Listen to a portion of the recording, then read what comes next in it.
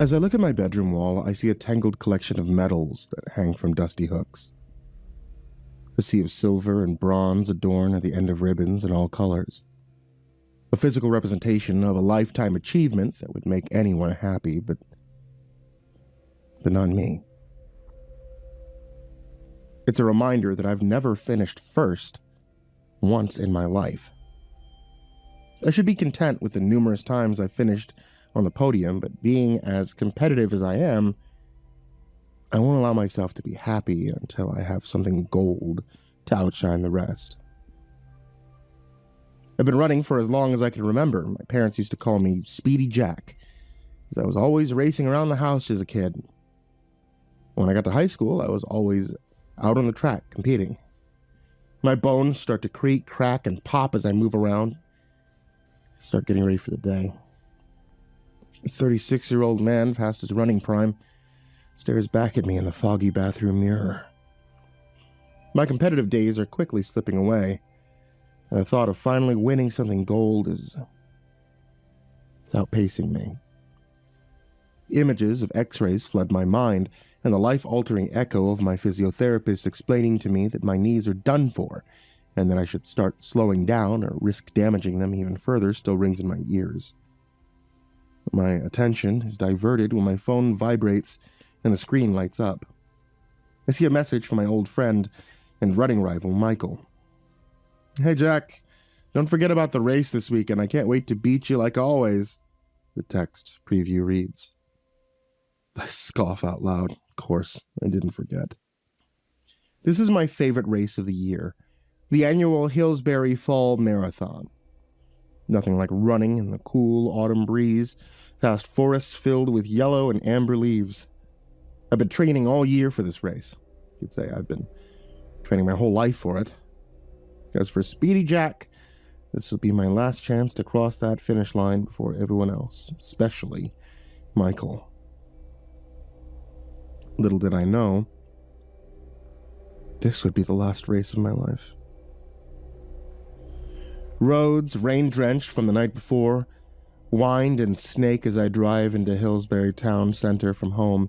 Excited crowds have amassed to watch the race, and I'm slowed to a snail's pace through the car park looking for a spot despite arriving early.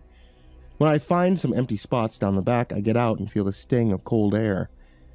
My running attire wasn't made to keep me warm, standing still, so I quickly began limbering up as I used the side of my car as leverage to do some stretches. Blue runner tape, wrapped tightly around my knees and shins, doesn't stop some pain from emerging as I firmly massage the surrounding muscles. I hear Michael's car coming in the distance. He drives an obnoxiously red sports car that matches his personality all too well. Loud engine noises reverberate when he enters the car park, trying to impress people. I can see a smug grin when he parks beside me. Michael's laugh is immediate the moment he opens his car door, and I grit my teeth in anticipation of what stupid remarks are about to spew from his mouth. "Good stretching! So you getting ready for a second place again, Jackie boy," he says. "Second? You're thinking of your ambitions," I say through a fake and bitter laugh. "Aren't you gonna stretch?" Shoving his hands deep in his pockets, moving his arms around like he's searching for something, he pulls out a balled-up hand. When he opens it, I see a bunch of little white pills in the center of his palm. Immediately, Michael throws one pill to the back of his mouth before I get a chance to ask him what it is. "Oh, I need to stretch. Not when I have this," he mumbles as he tries to swallow the pill dry. "What is it this time?" I ask. "Oh, you know, bit of this, bit of that. Something to give me an edge. You want one?" Michael offers. This is no shock to me. I've always known that Michael takes things before races to give him an advantage. Anyone else would probably report him, but to me, he's a toxic friend that I put up with because I've run with him for almost a decade, and it's easier to put up with him than come to these things alone. "You know I don't cheat, Michael. I want my win to be real," I say condescendingly. "Real? Come on, Jack. This isn't the Olympics. No one's going to drug test. Don't you want to get your first win against me?" "Here, in case you change your mind while you're looking at my back in the race," Michael jokes, as he shoves some of the pills into my left pocket. Red anger flushes my face because despite hating the idea of cheating, I hate the idea of him beating me again even more. I open my mouth to tell him I don't want anything to do with these pills before I'm interrupted by the race announcer over a megaphone, calling for all runners to head to the starting area. "Oh, baby, these are good ones. I can feel it already," Michael says, excitedly as he starts running out of the car park. I almost can't hear him yelling, "Just remember, it's important only to take 1 per hour. Be waiting for you at the finish line," as he starts putting distance between us. Tapping my pocket and feeling the pills at the bottom, I sigh in annoyance and start running in the same direction. But I regret not throwing them out there and then. The starting area is located on the main road of Hillsbury. They've painted a big, bright, colorful square for all of us to stand in, flanked by barricades separating the race from the roaring fans. Looking around, I start to size up the competition. There are many strong-looking athletes, both men and women, maybe 50 in total. Many faces I recognize that I've beaten before, but also many new faces. That doesn't fill me with confidence, but I take a moment to close my eyes and focus on breathing, clearing my mind, and preparing to give it my all. I come back to reality when I hear the countdown begin over an old buzzing megaphone, and my heart begins to beat faster as the announcer holds up the firing gun while everyone assumes their starting positions. I can see Michael in my periphery, lazily just standing there like he has not a care in the world. The gun fires with a thundering crack, and everyone starts moving differently. I take it easy, as this is going to be a long race, but fast enough to overtake a handful of slower runners in front of me. Looking ahead, I can see Michael is a couple of places in front of me. He always starts strong and somehow maintains this momentum the whole race. Is he really that good? Or is it the pills? I think negatively. Distracted by my jealous thoughts, I trip over an unseen part of the road and stumble, trying to regain my balance on the wet asphalt. I fall and I land hard on my knees and hands. Many runners start to pass me as I pick myself up and fight the pain of my newly acquired bleeding scratches. I grit my teeth in frustration and hold back tears from forming in my eyes as I start to push myself to make up for the valuable time and positions I've lost. 20 minutes passed, and I've reclaimed most of the places I've lost at the expense of my legs. My calves and ankles are starting to burn with the buildup of lactic acid, and I know I need to slow down and maintain my energy, otherwise I'd burn out well before the finish line. Counting the runners in front of me while keeping watch of the road so I don't make another mistake, I see 9 ahead of me. It's hard to not feel discouraged about being in 10th place, but I know there's still plenty of road to go. Michael's in 2nd place, and I can see him turn his head and look back for me. He gives me another one of those smug grins when his eyes find mine, before quickening his pace and overtaking the runner in 1st place. There's no way I'm losing to Michael again. Clouded with outrage, I shove my hand deep into my pocket, desperately searching for pills I hope didn't fall out during my trip. Without a second thought, I pull one out and shove it into my mouth. It takes a lot of effort to keep up with the pack and Michael for the next 5 minutes while I wait for the pills to kick in, but then I start to feel the pain in my legs ease. My ankles feel loose, my heels bounce off the pavement with a spring in my step. My breathing becomes steadier, my heart rate slows. Wow, is this really why Michael has won so many races, I wonder? Guilt starts to set in, but I push it aside with excitement. I feel better now than when I started, so I increase my speed and overtake many of the racers before me. There's just one person between myself and Michael now, and I'm quickly gaining on both of them. The 2nd place runner, dressed in all blue, starts to slow down as they reach for a water bottle on the sideline. We've all been running for a long time now, and everyone's tired and dehydrated. I consider using a few seconds to go for water, but while feeling good, I take the opportunity to pass.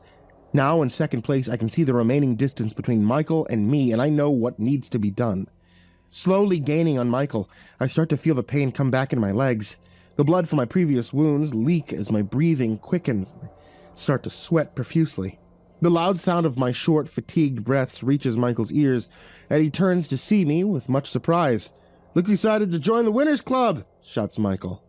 I think about responding with something annoyingly humorous, but my calves are painfully tight. It's starting to burn.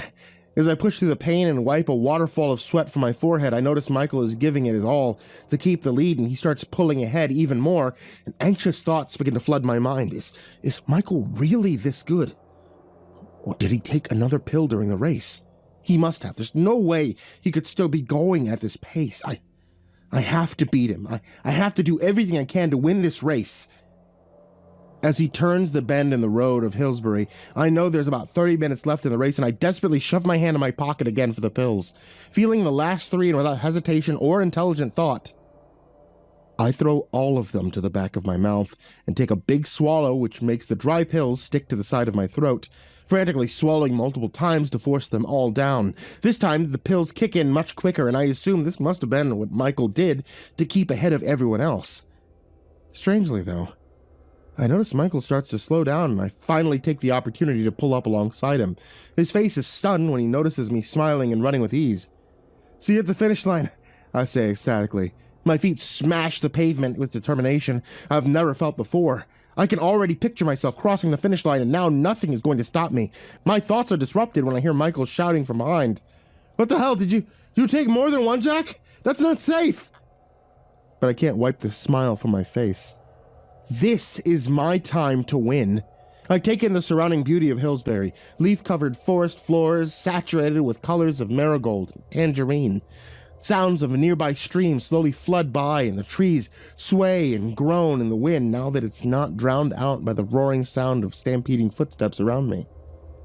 All of a sudden, I feel an agonizing, stabbing pain and hear a loud crack from my left leg. I look down and notice something very strange. My legs are a deep shade of bluish purple. My veins are bulging out, and I can see the blood pulsing through them. Reaching down to feel my calves, I'm shocked. They're solid as a rock.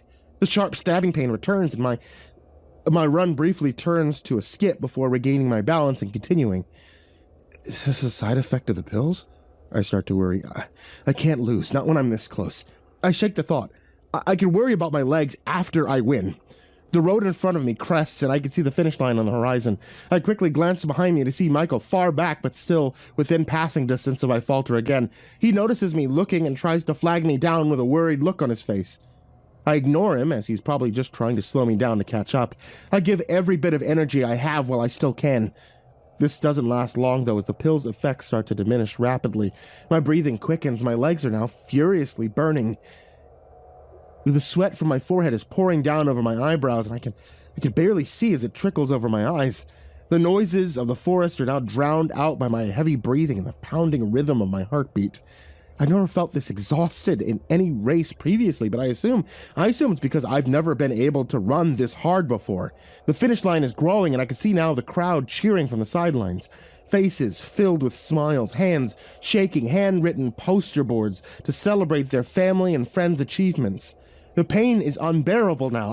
I continue to wipe a mass of sweat from my eyes so I can examine my legs. I'm filled with dread to see they're now a mixture of inky black and deep crimson. A sharp pain shoots up from my feet to my thighs. With every step, I consider slowing down for a second, but my knees won't take any more races. I've never had this opportunity, so I have to win. The crowd's eyes are fixated on me as I enter the last 100 meters into the finish area. Most are cheering loudly, and some are even taking photos. I put my arms up in the air, ready to be the first runner to burst through the finish ribbon and finally receive that gold medal I've worked so hard for. The pitch of the crowd cheering suddenly changes. I look around and I see a sea of happy faces as they've been replaced by a look of horror and disgust.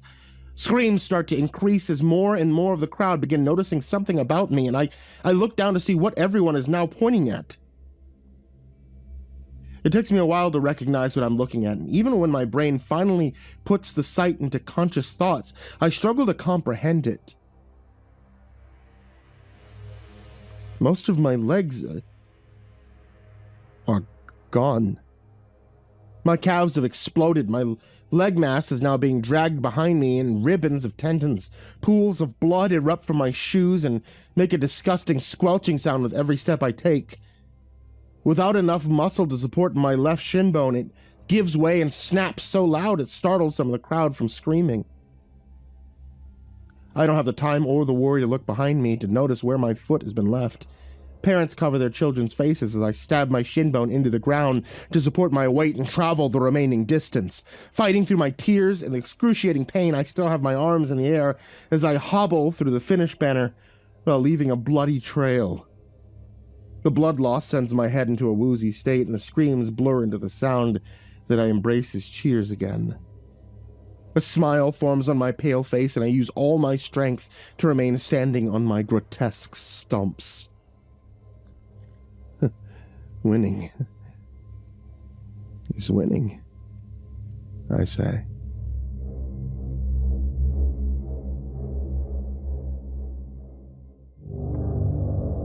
You've probably seen this map too, right? It pops up on Reddit every few months, usually on r/creepy or r/map porn. It shows two images. One's a map of missing persons, the other is a map of America's subterranean cave system. The overlap, it's practically identical. Caverns match the disappearances almost one for one. Most people look at it, they go, huh, that's creepy. They just scroll past. I used to. But this time I zoomed in. I live in a rural stretch of Kentucky, deep in the foothills. I noticed a dense cluster of red dots right in my county. Sitting directly on top of a minor cave system called the Blackwood Sinkholes. Now, it wasn't a tourist trap like Mammoth Cave, it was a jagged scar in the woods even locals didn't really bother with. I showed it to my girlfriend Jess. Calling Jess outdoorsy, that would be putting it lightly. She's the kind of girl who owns 3 different types of hiking boots. Thinks a weekend without dirt under her fingernails is a wasted one. And I'm the opposite, right? I stay up till 3 a.m. reading about unsolved murders. Generally just being a vampire. It's a match, see? I pointed at the screen. Nobody goes missing here because they get lost. They fall in or... I wiggle my eyebrows. Something pulls them in. Jess rolled her eyes, but grinned. You want to go ghost hunting? I want to go debunking, I corrected. We hike out, set up camp near the sinkholes, cook some actual food, drink some bourbon, and see if, the Mothman shows up. It was supposed to be fun. A mix of her love of nature and my morbid curiosity. We packed up the Jeep on Friday. Tents, sleeping bags, a heavy cooler filled with marinated short ribs, and ice for the whiskey. The hike to the Blackwood Sinks were only about 3 miles from the nearest logging road, but the terrain was brutal. The trees grew thick and wrong here, the roots twisting over their limestone ground like arthritic fingers. By the time we found the main entrance, I was ready to drop dead. The cave mouth was a horizontal slash on a limestone cliff face, about 10 feet high and 30 feet wide. It looked like a mouth held open in a silent scream. A steady cold breeze flowed out of it, smelling of wet rock and old copper. Creepy, Jess noted, dropping her pack. I can dig it. I love this girl. We set up camp about 50 yards from the entrance, just far enough to avoid the draft, but close enough to stare into the darkness. I got the fire going while Jess prepared the grill grate over the coals. We were doing this right. Slow-cooked, sticky ribs slathered in a spicy bourbon sauce. Heat from the grill coals licked at the meat, and the smell was intoxicating. Anyone who loves barbecue knows what I'm talking about. Smoke, fat, sugar, and char. Jess was walking back from the tent with the drinks when a downdraft caught the smoke, pulling the plume low across the ground and sucking it to the mouth of the cave. Feeding the beast? Jess joked, while handing me a solo cup half filled with Knob Creek. Hope they like the ribs, I laughed. We ate as the sunset turned to twilight, and then drank as twilight gave way to pitch black. Jess put her hand on my shoulder. Thought I was going to get lucky, but then she told me to shush. And that's when I heard the silence. All day there was a symphony of crickets, cicadas, and rustling leaves, but now the silence was thick. It was heavy and oppressive. It felt like the forest was holding its breath. And then the cave moaned. At first, you could probably mistake it for the wind. It was too low, too long of a groan to come from any human lungs. Then Then I got louder, closer. Jess whispered low, "Did you hear that?" It took me everything I had not to tremble. She shone her flashlight towards the cliff. The beam cut through the darkness, but the cave mouth swallowed the light. Probably a coyote or a bear. We should pack the food up tight, I murmured back, more to myself than to her. It didn't sound like a bear. It sounded congested. We started scrambling to clean up. I was tossing the bones into a trash bag when the sound changed. It wasn't moaning now. It was a retching noise, a wet, hacking cough that echoed from deep within the rock. A voice or something trying to be a voice.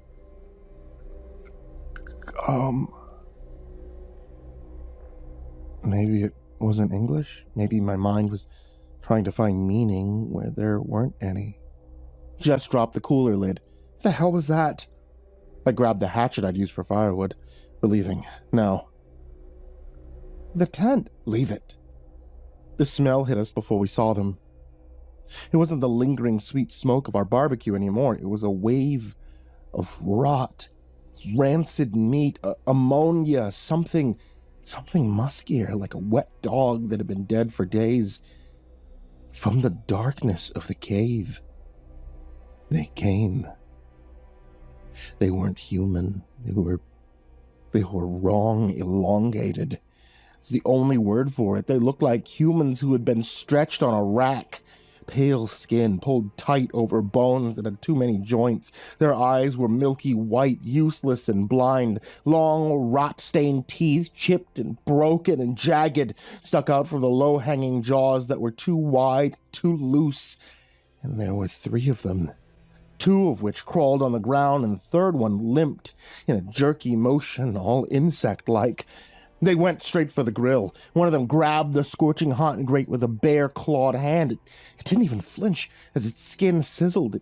It brought the meat to its face and groaned, licking the grease with a tongue that was too long, too black. "Don't move," I whispered, terrified that the sound of my heartbeat would give us away. The creature let out a chittering sound, dropping the grate. It turned its head. It wasn't looking at us. It was blind. I could tell, but it was looking for us. It tilted its head, sniffing the air like a hungry dog. It was smelling for us. Then it arched its back and it wailed. It was a nails-on-chalkboard, teeth-grinding, bone-chilling screech that shot down my ears and prickled at something in my gut. It opened its too wide mouth and I saw death. "Me," it rasped. I threw the bag of trash at it. It was instinct. The bag hit the screecher in the chest, spilling rib bones and paper towels. The distraction worked for a second. 3 of them fell upon the ribs and garbage in a frenzy. I could hear them snapping the bones with audible crunches. "Run!" I screamed. We sprinted through the dark woods. We tripped over roots, slammed into saplings, tore our clothes on briars. Behind us, the snapping of bones stopped, replaced by high-pitched, ululating shrieks that sounded like something between a coyote and a sobbing child. I could hear them crashing through the brush behind us. They were fast. They were so incredibly fast. We burst into the logging road just as I threw the keys to Jess. We dove into the Jeep. She slammed the locks just as something heavy slammed into the rear window. The glass spider-webbed but held. I looked back as Jess peeled out, dirt, gravel spraying everywhere. In the red glow of the taillights, I saw them. The tree line was filled with them. Some were standing in the middle of the road, dead still, just watching. There were so many.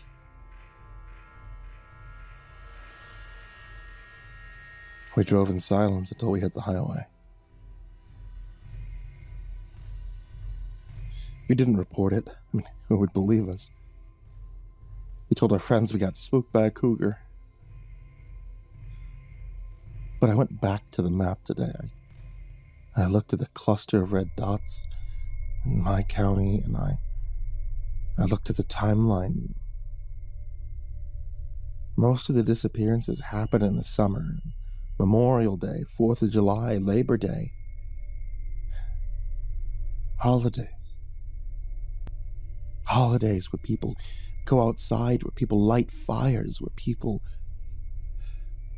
cook meat. But I thought the maps overlap because of people falling into holes. It's not. I thought the sinks were just holes in the ground, but they aren't. They're ventilation shafts. And when we play, and when we laugh, and we cook barbecues, we're ringing the dinner bells.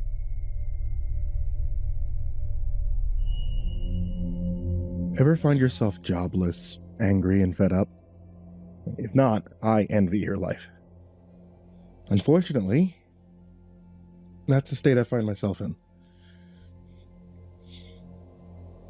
Worked at a grocery store for about a decade. Customer decided to get rough with one of the other employees over some goddamn baby formula. One punch later, they're getting a couple $100 in gift certificates not to sue, and I'm out the door. I'd say, funny how life works. Really, there's nothing funny about my situation. So, here I sit, combing through Reddit for some horror to take my mind off my impending financial doom, watching 80s slasher films when that gets old, and rereading my Stephen King collection, of course. I mean, it'd be a good life if I wasn't sneaking ever closer to starvation. One day, though, I get a chat request, right? I accept it. See a phone number. My first thought is that it's from some kind of ARG, so wallowing in shame, worry, and boredom, I give it a call. Thank you for calling Project Insomnia. How may I direct your call? An upbeat female voice says. Got sent this number on Reddit, so I'm wondering what everything's about, I reply. Good for you. I'll connect your call, the voice replies. After a few minutes of hold music, that's exactly as you'd expect, someone answers. Nathan, glad you decided to call. I've heard you're looking for employment and enjoy horror, am I correct? The professional-sounding man says. I'm a little weirded out. I'm not the type to use my name online much. Of course, that isn't my name, but a stand-in. I'm sure you all know that. And I certainly haven't been posting about my financial state. Till this, anyway. But people who run ARGs can get really into the weeds, so I don't really think of it too much. Right on both accounts. Why? I reply. We have an opportunity for you. 2 weeks of your time, using your skills, $20K. The voice says simply. God, I could use that money in real life. But hey, guess we'll keep my mind off things while I wait for some answers on resumes, so sign me up, I answer. Nathan, I think you're misunderstanding. We're not running any kind of game. I'm offering you money for your time. The voice sounds mildly annoyed. Really? Huh. Well, I'll bite. What's the catch? Is this some kind of MLM, pyramid scheme? What's going on? I ask. Details can be given in person. I'll send you a location. We can meet and see if you feel the job is a good fit. I'd request you bring a suitcase in case you feel like taking us up on our offer. There are many other people who have been chosen, and time is a factor, the voice explains. I get some mild BS vibes from his statements, but it's not like I have a full schedule. A couple days later, I find myself in a small diner a couple of towns over, sitting with a man in a plain black suit. He doesn't seem nervous, but there's a vigilance in his eyes, like he's used to watching out for things. Glad to see you've made it. You wouldn't believe how hard it is to get people to believe you're paying 20 grand, the man in front of me says. I would. I'm waiting for the part where you tell me it's split up over a decade, requires a $5K deposit. Before that, though, can I know who I'm talking to? I ask. You can call me Adrian, and I assure you what I'm offering is real. By the end of this meeting, if you so choose, I'll have the money in your account, is Adrian's reply. There's some silence. The waitress comes over. Anything I can get for you two? The middle-aged lady asks. Coffee for me. And a clubhouse sandwich with fries for my friend, Adrian replies. I'm not shocked that he knew what I'd order, nor amused. Whoever these people are, they've dug into me. So you're trying really hard to cultivate a mysterious aura, and I mean, it's working, though, you know? What's the job? I say. Simple, really.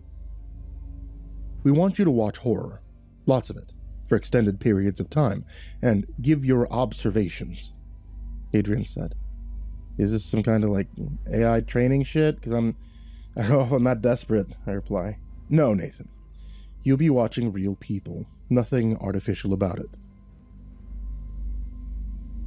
But I know the question you're really asking. Why are we offering you so much money for something you do every day, while you hope to get a call back from the sanitation office or a McDonald's? The answer is not going to be as exciting as you think. Your accommodations are going to be rather Spartan, somewhere between a small apartment and a prison cell. We need secrecy and a high volume of participants, hence the arrangement, Adrian explained. My food comes. I feel like I'm under a microscope as I eat, Adrian's eyes dissecting my every movement. So, there's some kind of test run, I'm guessing, like Halloween-themed attractions at an amusement park. You're paying for me to shut up about it more than anything, I question. Adrian gives a half shrug. Close enough for government work. So what's the verdict? I have 2 more people I have to see tonight. Adrian offers, sliding over a small stack of papers and a pen. I read through the contract, smirking a little. This is some McCamey Manor stuff here, Adi. Like, this part about consenting to methods of encouragement that may lead to physical harm. You can't sign away your rights against assault, so clearly you guys aren't going to be knocking anyone's teeth out. Adrian smiles. No one in organization has any intent to put hands on you. Astute observation, though. If you want my opinion, remove those parts. Just let people imagine what bad things could happen. But all the real bits seem in order. So what about my money? I ask. The grin Adrian gives me should have been my warning sign, but I was too busy getting a notification of $20,000 in my nearly empty bank account. Jesus, Murphy, you weren't kidding, were you? It's like someone tried to turn a submarine brig into a bachelor pad, I say, looking around the small room. There's a bed with thin sheets, a large desk with a few dozen monitors, and that's about it. Enough room to maybe do some push-ups, but nothing more. One thing I noticed right off the bat is how the monitors were constructed. Thick, textured plastic leads to the wall, locking each one of them in place.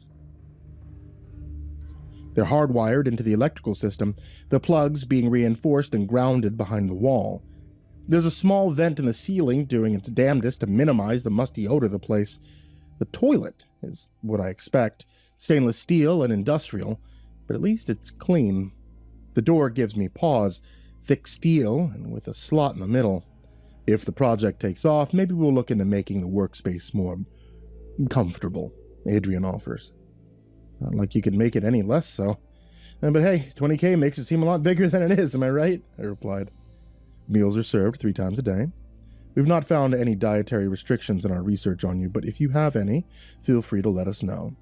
You may keep your cellular device, but usage in most cases will be seen as contrary to the rules outlined in the contract. Once daily, you will be expected to give a report on what you're seeing on the monitors. Attention to detail is key, Adrian explains. Okay, so this is kind of like a night trap meets escape room situation, I say, sitting down in a small computer chair, looking at the bank of various monitors. There's that attention to detail we're looking for. Watch the monitors, Nathan, Adrian says, closing the steel door. Want to know what I'm feeling? Joy. Yeah, everything is grimy and eerie as hell, but it's supposed to be.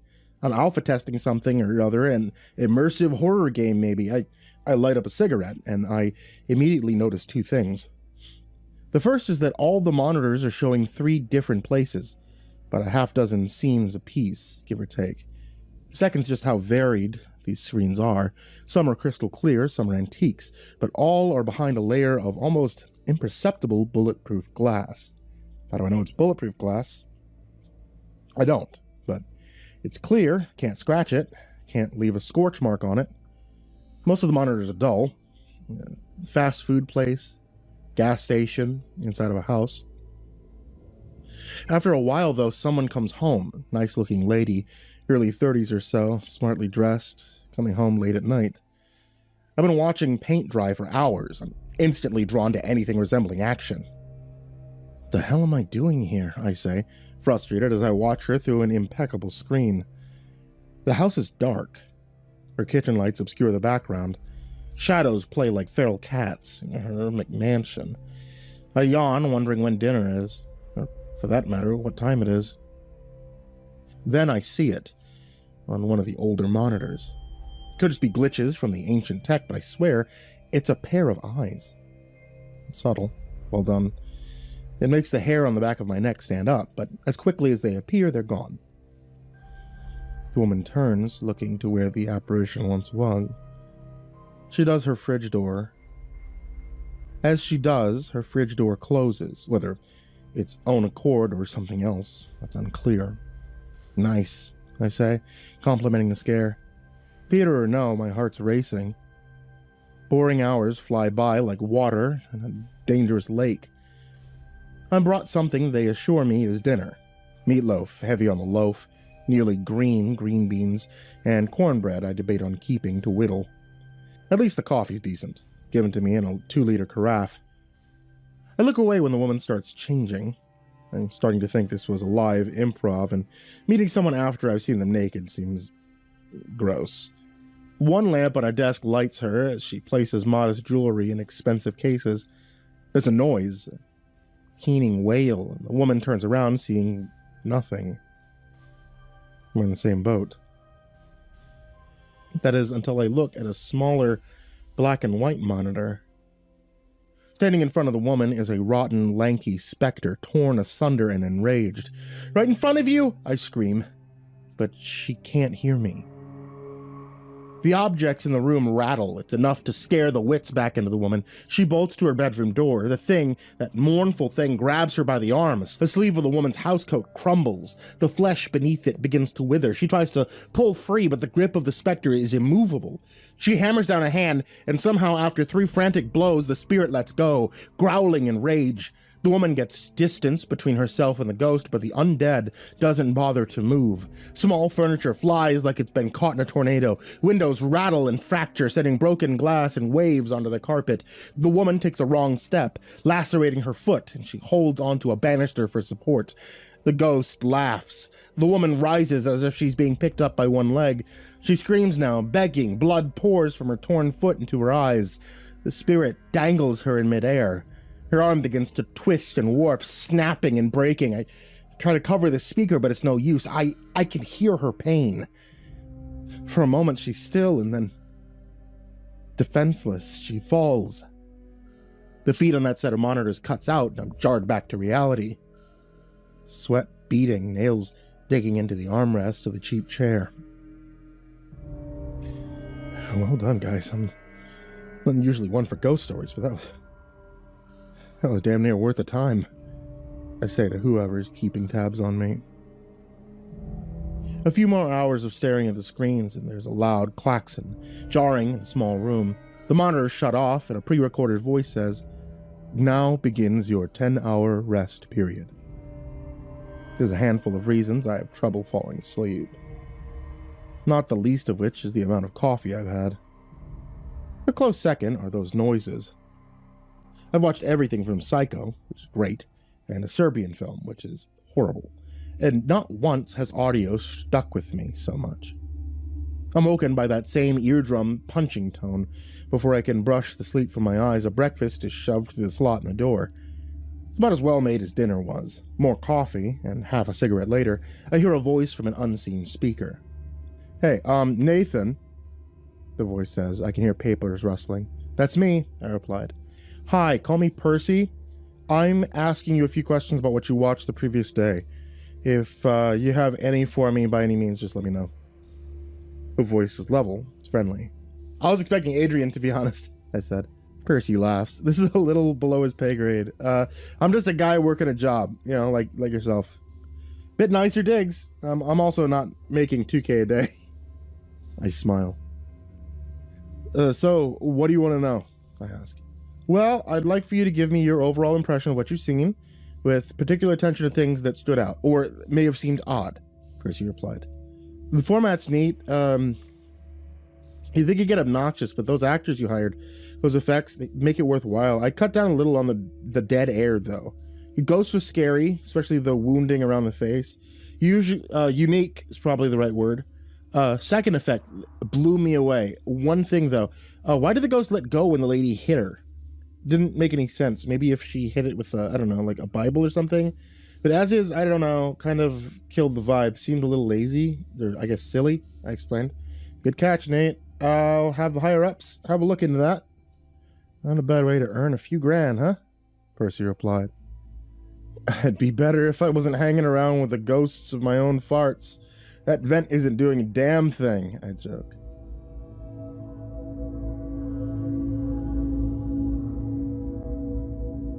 The next 3 days go on in much the same way.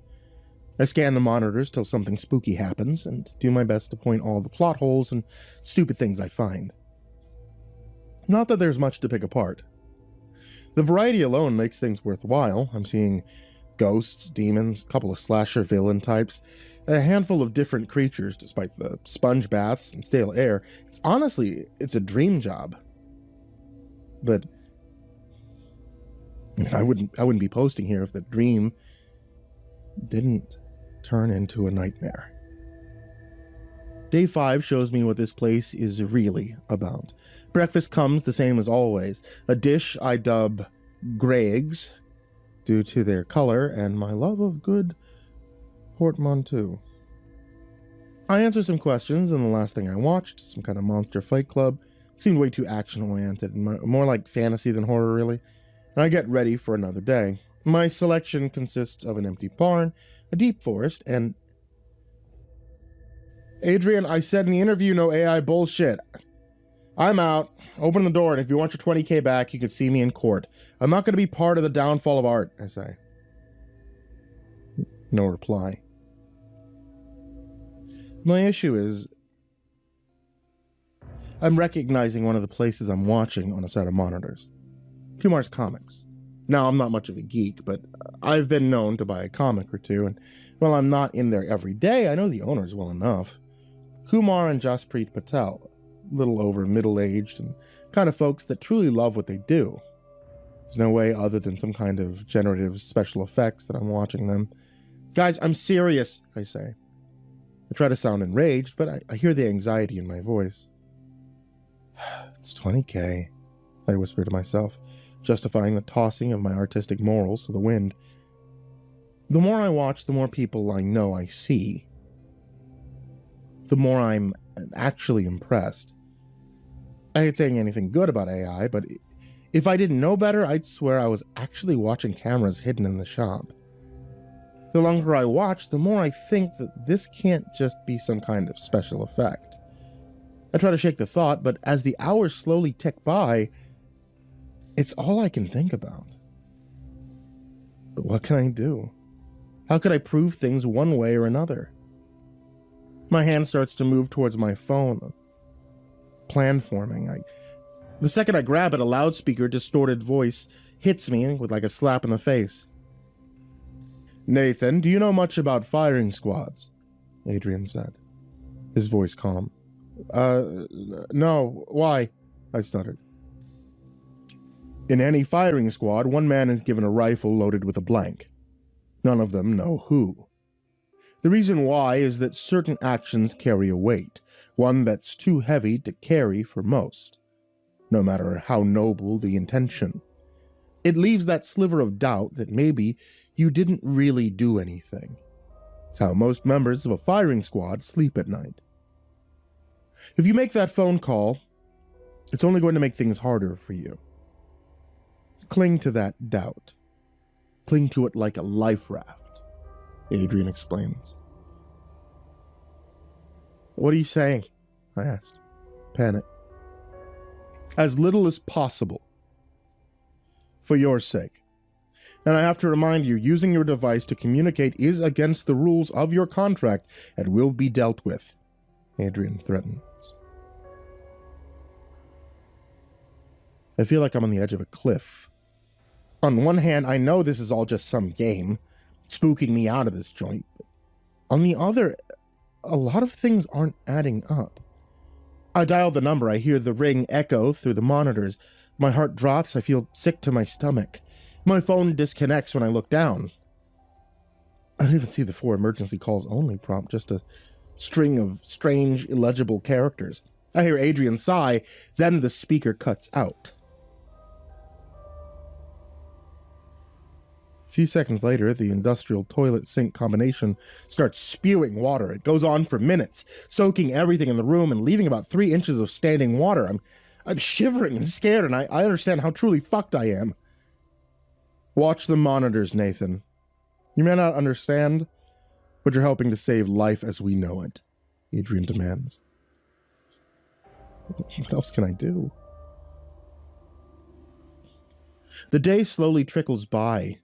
Every customer, every shadow makes my heart stop. Around 11 p.m., Kumar and Jasprit begin to close down the shop. I think maybe they're safe. Just another of the feeds where nothing happens.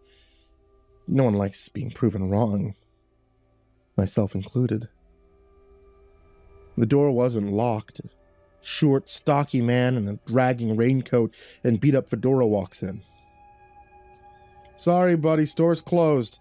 Open up bright and early tomorrow, though, Kumar says.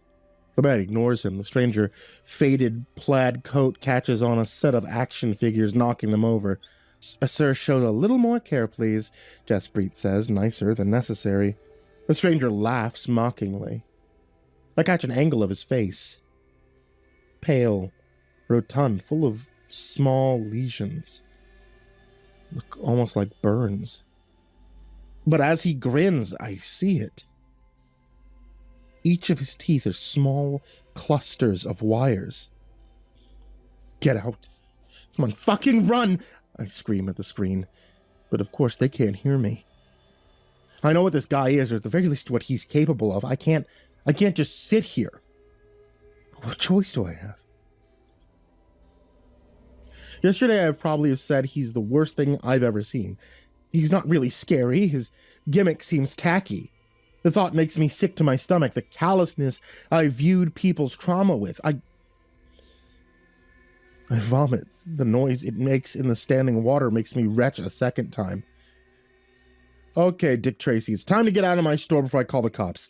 You have 10 seconds, Kumar says in a commanding tone. The stranger snickers again, then turns to Kumar and his wife. I don't speak Hindi, but the squat man does. What he says shocks Kumar enough to pick up the phone and dial 911. But of course, there's no dial tone. The lights flicker, then dim, then go out completely. Kumar and Jasprit use their phones as the light, trying to find their way to the door. They reach it, but it doesn't budge. Kumar begins to rattle the door. There's an electric arcing sound, then above them is a twisted grin made of arcing wire. I don't catch much of the violence. By the time the stranger sinks his teeth into Kumar, they both drop their phones. The feed cuts out. I feel lightheaded, like nothing is real. But it is. All of it. I just watched people I know get killed by a C-list urban legend.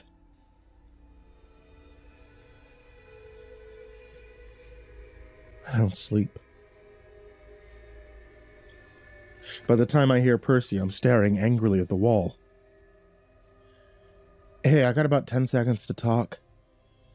You need to think about this like getting drafted into a world war. It sucks. It's going to change you, but it's for the fate of the world, Percy says, his voice panicked. Why the hell are you doing this? Why are you killing people? I screamed. We're not. Every place you watched is the result of months of research, and even then, it doesn't always pan out. But the higher-ups, they don't fuck around, okay? Do your time, get out. Don't let anything get in the way of that, Percy pleads. From then on, things don't feel interesting or exciting. Knowing what I know, the violence hits home. It fucks with my head. The worst are the stupid ones, the kind of things I'd share with my family for the sole purpose of mocking the writer, something about a creature or a spirit that can be accurately described as cringeworthy, taking someone's life. It's shocking and dismal. Then there's the cell itself. After the first day of standing, water spots of mold and veins of mildew start to develop on the wall. A couple of days after that, I got a cough that won't quit. It's my second concern, beyond what I believe is a case of trench foot. Things are miserable. They're torture, really. By day 10, it's all I can do to focus on the screens in front of me. I'm running a fever. One of my toes is turning a foul shade of green. That morning's breakfast comes with a familiar-looking stack of papers. I laugh, then cough. And I see blood in the phlegm. It's a contract. Another 2 weeks of my life to have the water drain and some antibiotics. Of course, there's another $20K in it for me, but at this point, I'd burn the goddamn money just to get out of here. Truth be told, I don't know if I'm going to last another 4 days without medical attention and air without spores in it. I sign. Of course I do. It's not like I have a choice.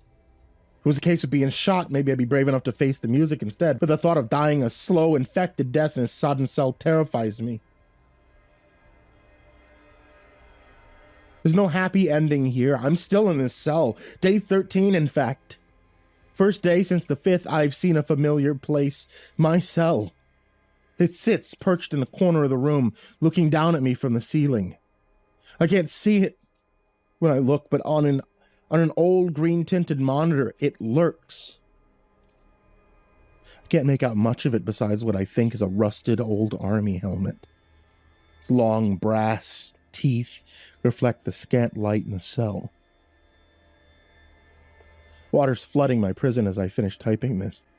Punishment for reaching out to all of you. It's my cry for help, my scream to the void to try and figure out some way out of my situation. But this is also my warning.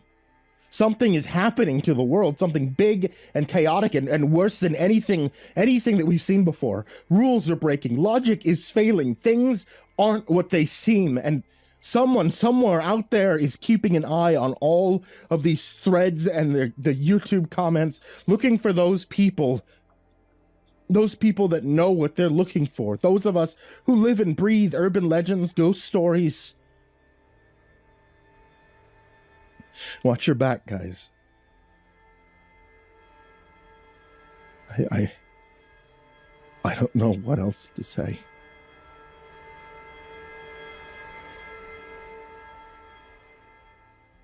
Don't think I'd be doing this again, but here we are. How about we get a few things out of the way off the bat, though? How am I doing? Fucking awful. What more do you want me to say? I'm not scared, I'm in pain, and every so often when I get a few moments to myself, I get paranoid. So why am I risking another night in the pneumonia penthouse by posting? See, I'm not. Adrian and his people watched the activity on my first post, saw how many people were interested in this hideous endeavor, figured it was an effective way to find a few more volunteers. I'd like to think this is a point where people stop reading. They pretend they never saw my rantings, but that won't happen. I'm not trying to sneak this out under the cover of darkness. I'm being made to write it. One more glimpse into a reality few will believe, fewer will experience. Thing in my cell. What is it? What does it do? I'm telling you the same thing I told Percy the next morning. The hell if I know. I've yet to see my cell or anywhere I recognize on the monitors again. For the past couple of days, so I don't know. It's like I can feel it.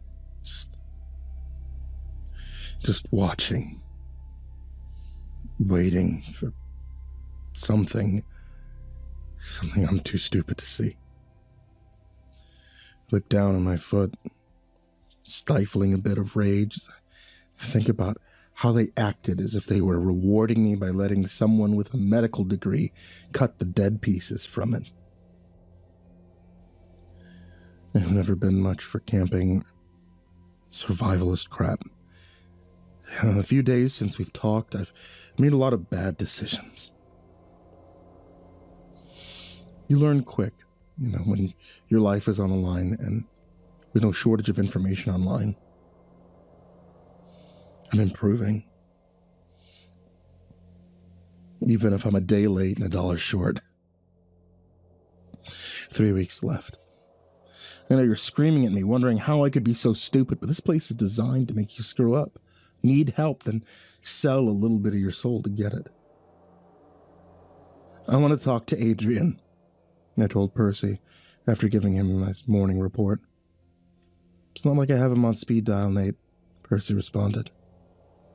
I heard him walk in about 2 minutes ago. You guys are fucking with my head enough. I'd jump at a pin dropping in Canada, I said dryly. And that's no lie.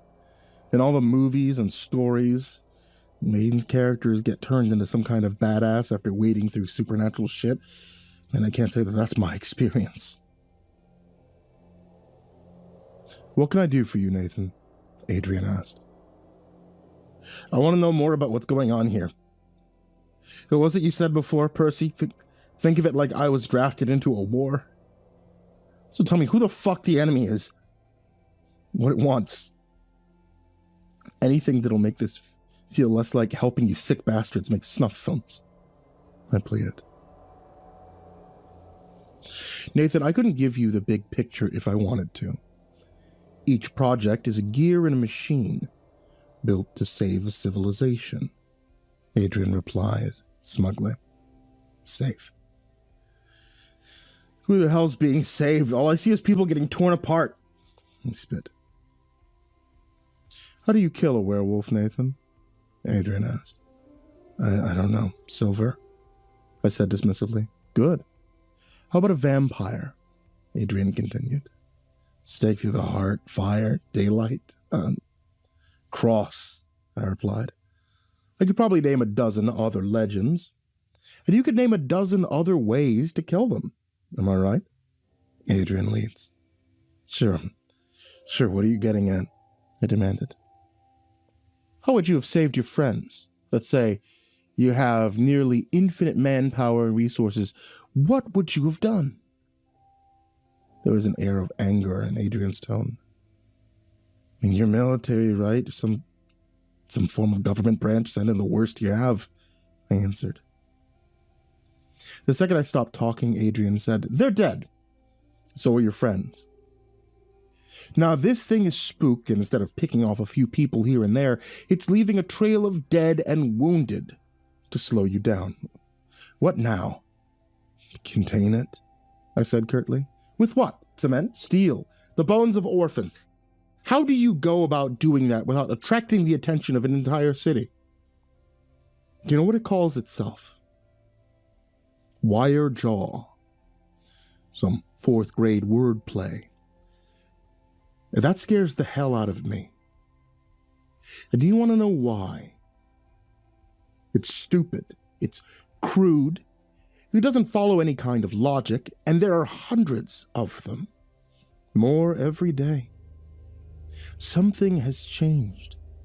Laws that make gravity look like a suggestion are being broken, and here you are demanding to know exactly how your efforts are being spent. Do you know what hubris is, Nathan? Adrian growled. If I didn't, it'd take you an hour to explain it, and I still wouldn't have a clue. Nathan, I've devoted an inordinate amount of time on you. Please make it worthwhile. For all our sakes. The speaker cut out. I paced the room as I watched the monitors, trying to keep my wounded foot limber. My lungs are on the mend. Cells dry. I'm doing about as well as I can be. I catch some action on a monitor bank showing various angles of a junkyard. A massive slab of a man drags someone I can best describe as accountant-looking. The victim is duct taped to a chair, then bound with thin wire, just for kicks apparently. It digs into his flesh, making small cuts. The wild-eyed giant opens a tool case, drawing out a long, flathead screwdriver. I find myself thinking something's weird. The man driving the shop tool into the poor bastard in the chair doesn't have the vibe to him. Goddamn, what has this place done to me? Seeing a serial killer is mundane. There's rustling in the assorted garbage and scrap around the two men. It catches the killer's attention. He draws a pistol from deep within a set of welding overalls, taking no chances on a fair fight. Jaded as I may be, something isn't right. I know it. I lean in further, inspecting each monitor. Feels like I've been doing this for years, despite the fact it hasn't even been a month. The eyes dart back and forth, watching to catch a glimpse of whatever new horror this is, hoping maybe I can find something big or unique enough to get me out of here early. It's a tiny hope, foolhardy, but it's all I have. I'm not giving up. My heart pounds. I see something start to creep from a pool of shadow, too deep and wide to be natural. Hi, innate. I hear from less than an inch away from my left ear. The breath is rank. It smells phosphorus and copper. In 2 words, the tone of its voice shows me the depths of insanity. Malnutrition, disease, fear. One of the 3, or a horrible combination of them all, decide to drop-kick my heart. I see spots, I lose my balance, and I hit the ground. Come on, Natty. A heart attack? Same voice says, tossing him some mocking laughter. I can't catch my breath. It feels like my heart is pounding out of my chest one moment, grinding into a grand stop the next. I closed my eyes, trying to calm down, trying to forget what I'm going to see when I open them. That harsh, lunatic voice cackles as I try to stand. I grab onto the desk supporting the bank of monitors. I put everything I have into staying conscious. I'm shaking, I'm panting, my heart catches a rhythm, my vision clears. And I wish to God that it didn't. The first thing I notice is me, face looking shocked, staring ahead at the monitor bank. And the second is him. That thing I saw on the monitors, the one from my cell, its ethereal features shifting in almost imperceptible ways, but the oversized, damaged helmet, the slagged shell casing for a lower jaw, there's no mistaking it. It towers over me, wearing a uniform that's not quite any one era of combat. Every time I try to get a handle on a pin or insignia, my focus is taken away. There you go. We need to have a little conversation in private. I can see torn flesh under the helmet, one hateful eye staring out from a large crack. What are you? I ask, stunned, torn between looking at myself and the thing in front of me. I could be the ghost of a soldier betrayed, left to die. I could be you from another place and time. Maybe I'm the personification of the horrors of war. Or my favorite. What if I'm just in your head? That's the thing about Intel. Has so many different interpretations. Maybe it's one of those options. Maybe something else. Right now, though, just focus on what you know. I'm someone who can do this. The thing explains, motioning to the moment out of time that seems to be going on. What's this all about? I try to demand. My voice comes out as a mere squeak. Then why the hell would I care? You might want to let me say my piece here. The longer we chat inside your skull, the more of that violent voyeurism you miss.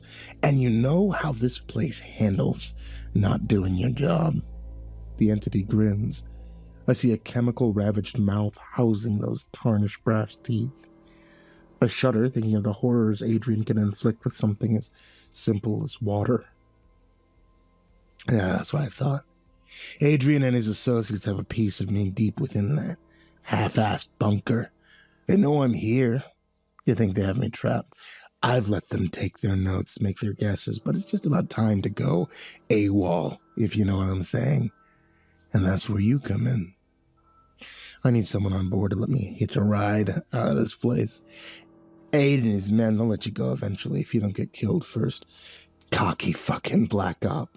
You know, no one will believe you. See, my process is a little more physical than you'd think. I could try and force my way in, but chances are you just stroke out, then I'm left holding a bag of shit trying to find another pog to get me out of this. If I don't, I say, trying to hold on to some scrap of pride. And do what?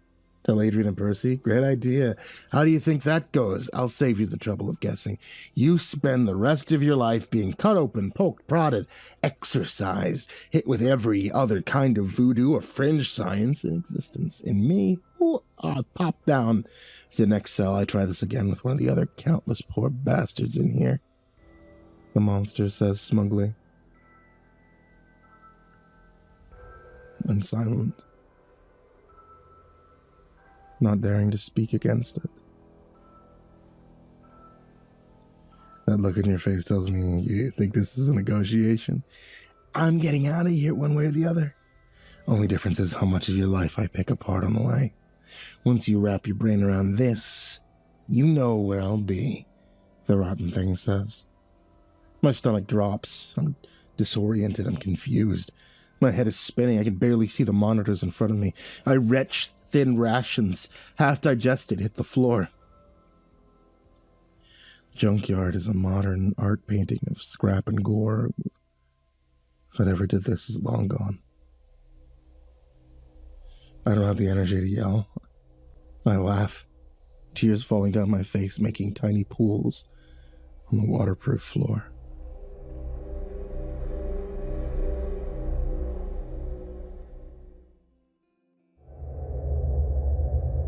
What do you mean you don't remember? Percy says, panicked. Those words in that order, that's why I chose them, I repeated petulantly. I didn't sleep again last night. The things I've seen keep me up the first half of the night, and the rest was spent waiting for the creature, the one in the helmet, to make its next appearance. I instantly feel bad for my outburst. Percy's the closest thing I have to a friend in here. That's not good enough, man. I'm really pulling for you here, but you're not making it easy, Percy replies. Sorry, I think maybe I'm still sick. You probably saw the feeds, though. You can't fudge something for tonight, I beg. I don't have your eye for this stuff. You know where they got me from? I'm a sniper, Nate. They needed someone who can deal with bad shit happening at a distance, being responsible for it, not turning into a psychopath or a robot, Percy replies. Please. It's the only thing I can think to say. All right, but this is the only time. You understand, if Aid was here when you asked, half that room would be flooded, right? He was a vampire. Last vampire, actually. Looked like a guy in his 20s. Killed both those people. Drawn to the blood. That's all I have, though. And keep in mind, if Aid decides to look into things, see something that you shouldn't have missed, we're both fucked, Percy says. I hate putting him in this position, but his actions are the only bit of kindness I've seen since I've been here. I try to work off some of the anxious energy till the monitors start showing anything of note. But the more I move, the more I notice the faint image of that thing, hiding in corners, leering down from the ceiling. I start to call it Charlie in my head. I'm tired of thinking of it as the creature or the thing. No, Christ, no, I say as the bank monitor shows my visual torture for the night. At first I think the cameras must be mounted badly. They have a slow but noticeable sway. After a few minutes, though, I realize I'm looking at a houseboat. A boy of about 12 is left for a few hours by his aunt and uncle. He's ecstatic. Freedom and an interesting situation made him happy in the kind of way only children can be. Feels like my legs are going to give out from under me. I've seen things that have changed me, frayed my brain, but not a kid. Not a kid. I don't think I can deal with that. I sit, stunned, watching the scene unfold. The child explores every inch of the houseboat. He's enamored with the rolling waves, sounds of the water at night. Temptation to walk into the deck eats at him. Eventually, he loses the battle. Armed with nothing more than a life jacket and a fear of being caught, he explores the outside of the boat. A camera on the outside shows the boat starting to slowly drift. Something's untied the line to the dock. The child doesn't notice. Enthralled with the sea in front of him and the mysteries it must contain, by the time the power cuts out on the ship, he's hopelessly far from shore. He's adrift. The pitch darkness, no sign of land in sight. His phone is useless. Same with the satellite phone on the ship. He tries to start the engine, but it's inert. He screams for help on the deck. He's too far out. Or so I thought. The view from the cameras is too dark. It's hard to make anything out, but both myself and the kid hear a voice. Eric. Eric. Over here. It's small. Feminine. Coming from the waterline. I strain trying to make out anything in the grainy screens. Who's there? Eric says, suspicion and fear in his voice. I jump as I feel a ragged nail drag its way over my shoulder. Keep your eyes on the prize, nanny boy. Give a real good look at the twisted shit that's out there. All the tumors growing on God's corpse, Charlie says. I try unsuccessfully to ignore him. Shut up, I dare to say. Language, Nate, language. Who do you think's coming out with a kid, huh? Possessed boat, whatever. Don't go swimming at the docks at 3 a.m. Critter, that's what's in the water, right? I bit my lip. Charlie scares the hell out of me, but he pisses me off just as much. The combination of smug and evil, it just makes my blood boil. Side bet. How much of a hand did Adrian and his pals have in setting something like this up, huh? Or do you think they just happened to stumble across two mockeries of nature? Don't tell me you're that stupid, Charlie says. I know he's just trying to get in my head, but I can't say it's not working. Something walks out of the engine room of the houseboat. A dark figure, oiled leather fisherman's jacket, and a face obscured in shadows from a large rain hat. He doesn't walk, simply shows up on one camera, and then the next, closer to Eric. We need your help, Eric, the small female voice says. In the corner of one camera, I can see a small body clambering up the side of the ship. Eric is smarter than I was. He knows something's wrong. He ignores the pleading, runs into the houseboat, but the slick, tilting deck betrays him. He falls forward, all of his weight hits one knee. Eric screams.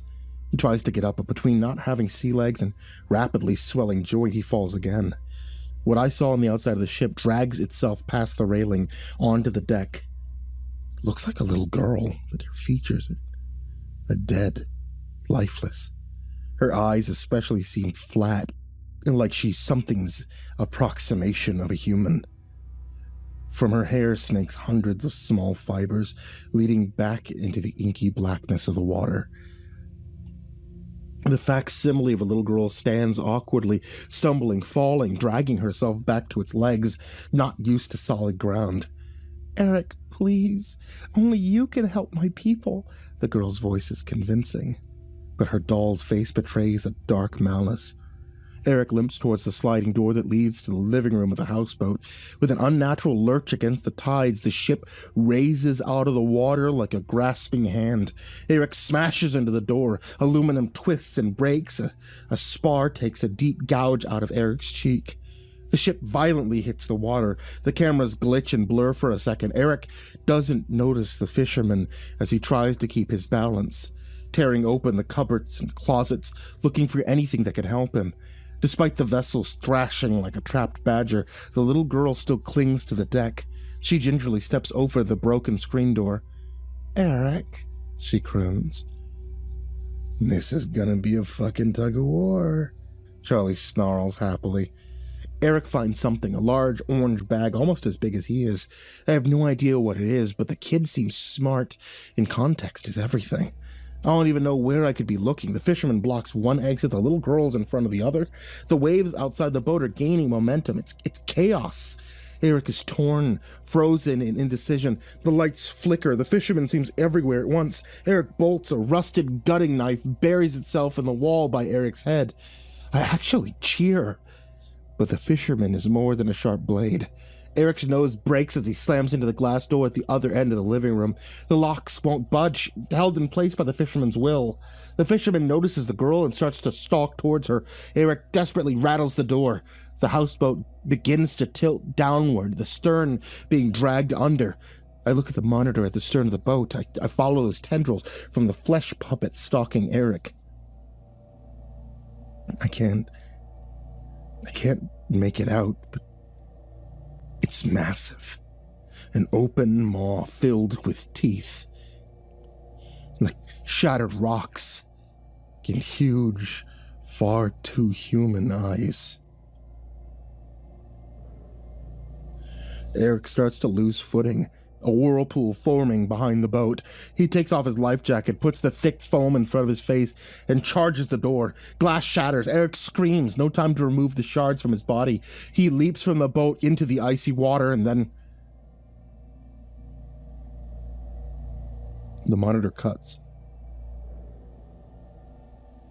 I expected more taunting from Charlie, but the bastard knows what he's doing. Leaves me alone with nothing more than my thoughts and a sad brick of Salisbury steak.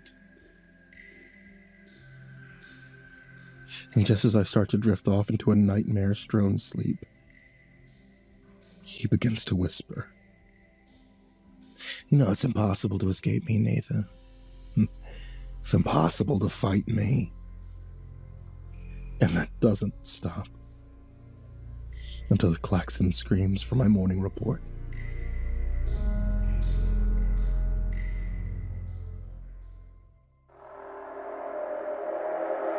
That's a funny thing, feeling your mind slip away.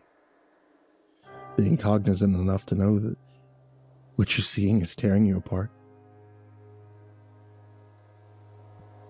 It's hard to focus on Percy, but I try my best. "The ship sank?" Percy says. "Yeah, whatever that was below the water looked big enough to swallow it, actually." "Any idea if that kid was okay?" I ask. No, I don't really know. I guess I'll see if I can find out. Overall, what are your observations so far? My hands shake. All I want to do is beg to leave. Youth, entropy, illogic. It's like there's been some kind of paranoid oil spill somewhere. "Did you guys set up that kid?" I blurt. I could hear Percy gasp. Yes, I'm not as good at picking out background noise as I thought. Nathan, how much longer do you think you can last? How many more weeks in that cell, living side by side with whatever paranormal hanger-on you attracted, do you have in you?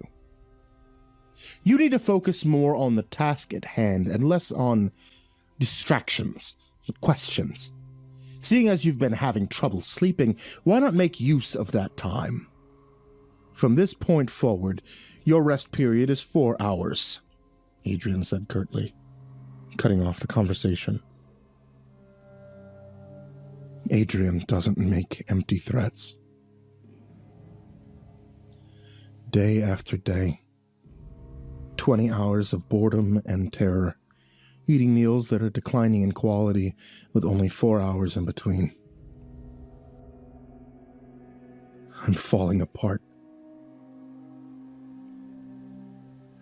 Just like any of the victims I'm forced to watch, just slower.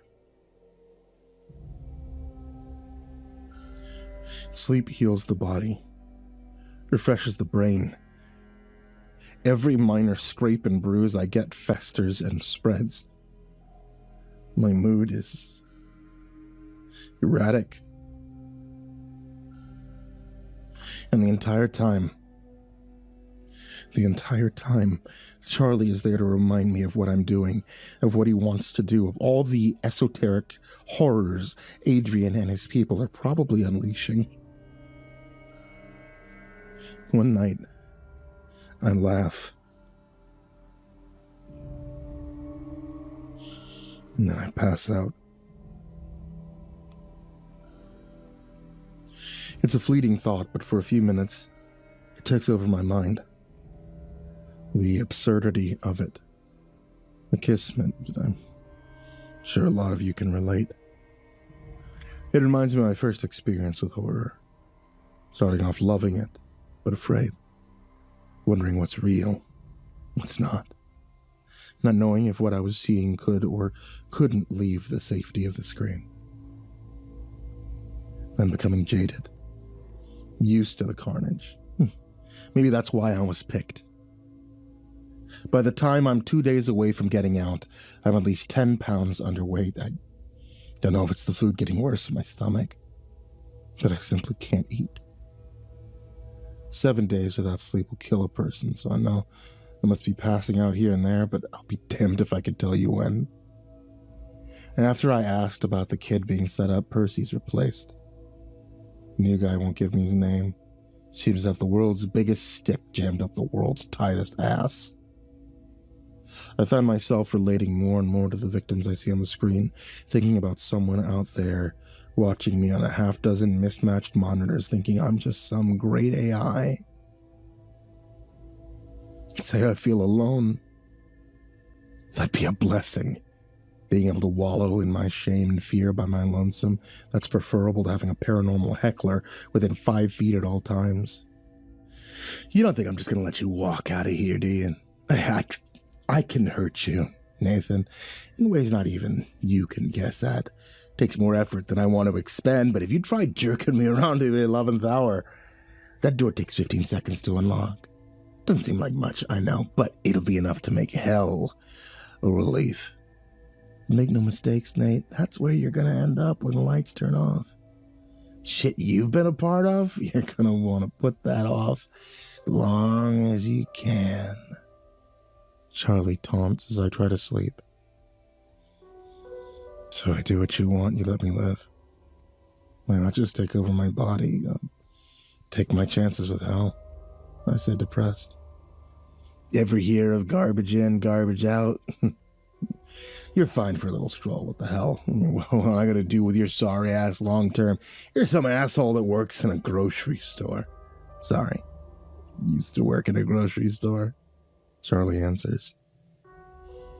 I don't reply, but Charlie's statement gives me some things to think about. A tooth falls out the morning of my last day. The core is black. From what I'm reading, probably scurvy. One more day, I whispered to myself. Something I've been doing more than I'd like to admit. I feel nothing but relief when I see a family sitting in their living room. All day I've been expecting Adrian to throw me some kind of curveball, something to keep me in here longer. I know I won't survive another day in this place. I think about what Charlie said. My strained mind begins to drift. Keep hearing him say, "It's impossible to escape me. It's impossible to fight me." I shake my head, snapping my attention back to the monitors. I scratch my arm nervously, another bad habit caused by the lack of brain chemistry. Patch the size of a playing card is torn and raw. For a while, the family's doing normal family things, just enjoying each other's company. It fills me with fear and dread. My world no longer as wholesome or good. Those are bait for the things that go bump in the night. And then someone enters this nice bungalow-style home. At first I think he must be one of Adrian's guys, but as I look, that isn't quite right. He's tall, 6.5 feet at least, and what he's wearing, parody of Adrian's G-Man look. Their suit is ill-fitting, both too tight, too loose in spots. Colors, especially an off-yellow handkerchief clash. His face is mostly hidden behind a massive set of aviators, even though the room is softly lit. The family doesn't seem to react. I know they'd notice it, but not one turns towards the spectacle of a person. There's a little bit of something I want to call hope brewing in the back of my mind. Whoever or whatever this guy is, he clearly knows about Adrian. It's like he's trying to call them out. The man saunters in, rapidly scanning the room in a mockery of a special agent style. He's putting on an act. As the man starts to talk, the audio cuts out. Not since the start of this thing have they felt the need to stop me from hearing anything. The lanky man pulls something out of a shelf of DVDs and starts inspecting the wall. The way he makes eye contact with a camera from a distance tells me he knows exactly where it is. Pulls it out of the drywall, thus falling on a middle-aged woman who still doesn't move a muscle. Points the camera at his face. Can't tell what he's saying, but I see thick scars, shattered teeth. Fresh blood wounds peek out from beneath his collar. He laughs and starts talking, aiming the camera in front of him as he walks. If I didn't know better, I think he knew they cut the audio. For a minute, it's nothing but motion blur, and then I see something strange. The front of a DVD case comes into focus. Seems pretty standard for a bargain bin kid movie. A pink background, the title Helping Hands, and a trio of Muppet knockoffs straight out of the Uncanny Valley. DVD's thrown as the camera tries to focus. I see a kaleidoscope of colors. Once it clears, I see a pile of meat and felt. 3 things, 5-foot versions of the characters from the DVD, sit in a vulgar, dismembered pile. Some still trying to crawl towards the garish dressed man. The man drops a piece of paper onto the pile. Scrawled on it are the words, "Adrian, try harder." And a few seconds later, a second covers it. Reading, "Nothing is impossible." The view from the camera bulges and then cuts. I spent my 4 hours thinking of what exactly that was about. Is it weird? It makes me feel hopeful. Someone knows the hell that's going on in this pit. I wonder if they can do anything about it. But it's not his actions that stick with me the most. As much as I love seeing someone stick it to Adrian, nothing is impossible. That stays with me. And I know what I need to do.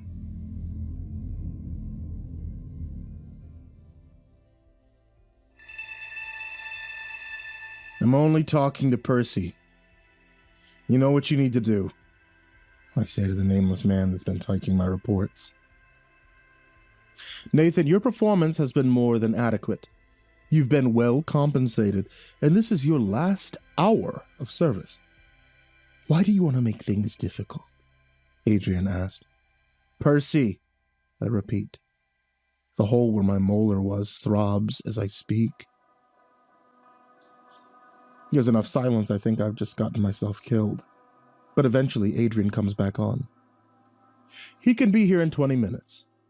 That time will be added to your service. Let's go. I've had enough of this place, I think. I'm not lying, but I'm not being honest either. You're gonna feel a little pinch, Charlie says sadistically in my mind. Feels like a wire brush is being jammed into my skull. I'd scream, but I can't. I have no outlet as the pain floods through me. As one of my eyes starts to blur, then goes dark. Useless. I could feel him. Not some vague metaphorical sense, but in the same way you could feel the tiniest splinter. I wipe blood from my nose. I feel the vile intellect prodding my mind. Nate, you made it, man! Kind of ballsy for you to go making requests, though, Percy says. I take a deep breath. That thing inside me senses something's wrong. It tries to stop me from speaking, but it's not deep enough yet. That thing is inside my head. It made me an offer, a threat, really, to sneak it out of here.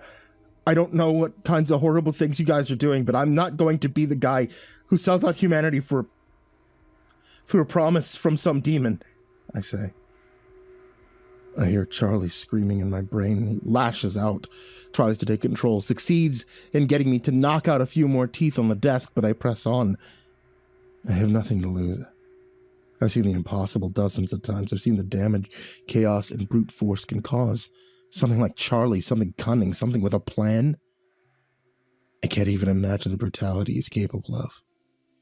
The one thing he wouldn't shut up about was how useless it'd be to tell you guys. Made it pretty obvious that's what I need to do. I say, my tone resigned. Get someone down there right now, I hear Percy screaming. Adrian backs up the statement. I grin a crooked smile as I place my phone on the desk.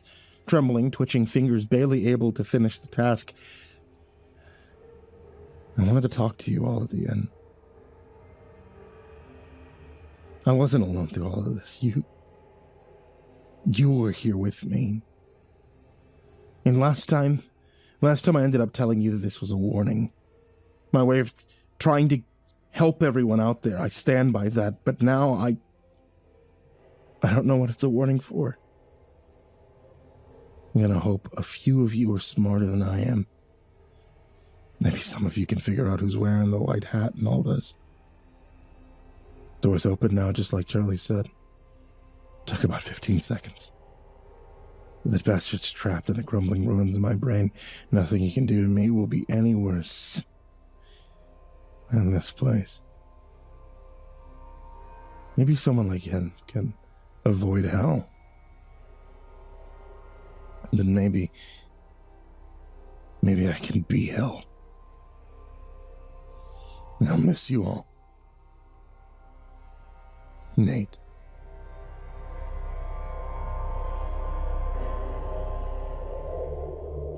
Phase 1. The arrival. The photograph arrived without explanation. It showed some kind of mass, dark gray and pulsing.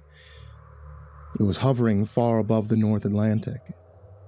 It resembled a cyclone, but there was no eye of the storm, no rotation. Just layers, like folds of gauze, stacked and suspended. The sky around it was eerily clear. And that was the first impossibility. Dr. Myreed Finn saw the image at 6:32 a.m. It was forwarded to her personal account from an encrypted ministry. The subject line read only, "Come in immediately." Dr. Finn arrived at the North Strand Climate Monitoring Facility before sunrise. The conference room was already full, unusual for a Wednesday. Technicians, military liaisons, 2 senior meteorologists, and a man from the Department of Anomalous Phenomena, a department that officially didn't exist. No one spoke for the first 10 minutes. They just stared at the image projected on the main wall. A still frame from a weather satellite feed. "I've never seen a static formation at that altitude before," Myreed said. Her eyes locked on the impossible image. "How high is that exactly?" 68 kilometers, one of the technicians said, adjusting his glasses. She blinked. "Mesosphere." "Correct." "This doesn't make any sense," she murmured to herself, irritated by confusion. One of the meteorologists stood. "It's your job to make sense of it, Dr. Finn." "When was it first reported?" she responded, ignoring the man's tone. "It's been there for 6 hours. It just showed up." The military liaison cleared his throat. "Spotted by satellite over the Atlantic. Cross-checked by his second pass. We thought it might have been weapon debris. It's not. Civil flights are already diverting. Maritime routes, too." On the monitors, numbers scrolled. Temperatures, wind speeds, strange depth readings. The mass wasn't moving. Winds tore at it hundreds of kilometers per hour, but it didn't rotate. Didn't shear. Just remained. Impossibly still. "It's not a weather event," the meteorologist declared with a shaky voice and worry in his eyes. "Then what is it?" asked the liaison. No one had an answer, and by noon the world had seen it. Footage taken by a commercial pilot had gone viral. A bank of dark mist stretching from horizon to horizon, bloated and heavy, blotting out the sun. It covered a region roughly the size of North America and appeared to be growing. The shadow the cloud cast was immeasurable. On a clear day, the light would dim like a solar eclipse. The sky turned a dull gray. Shadows vanished. Birds fell silent. Some areas experienced perpetual dusk, the night imposing in its darkness. People on the ground began reporting changes. Strange static humming in their teeth, tension headaches, a persistent low pressure in the ears. Online forums exploded. #TheCloud trended within the hour. Dr. Finn kept working. She had trained herself to remain clinical, methodical. Still, she couldn't shake the feeling that the air in the lab had gone stale. Something was very wrong, and not a single thinking brain on the planet could provide answers to the impossible situation. At exactly 9:43 p.m., the first sound was recorded.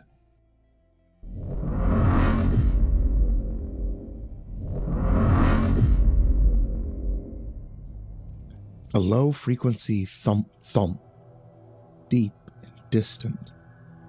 Then another, 2 hours apart. Then again.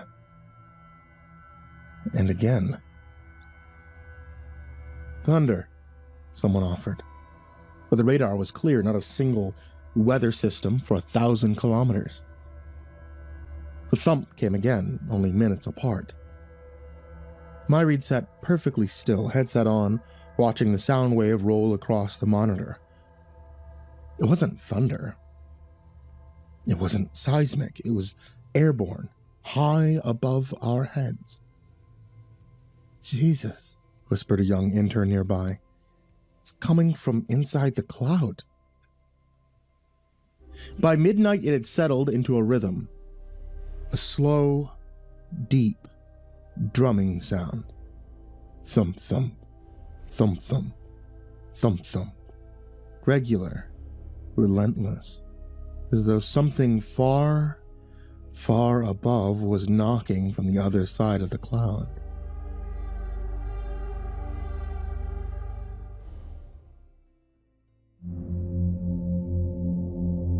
Project Cerberus Vale, field journal entry.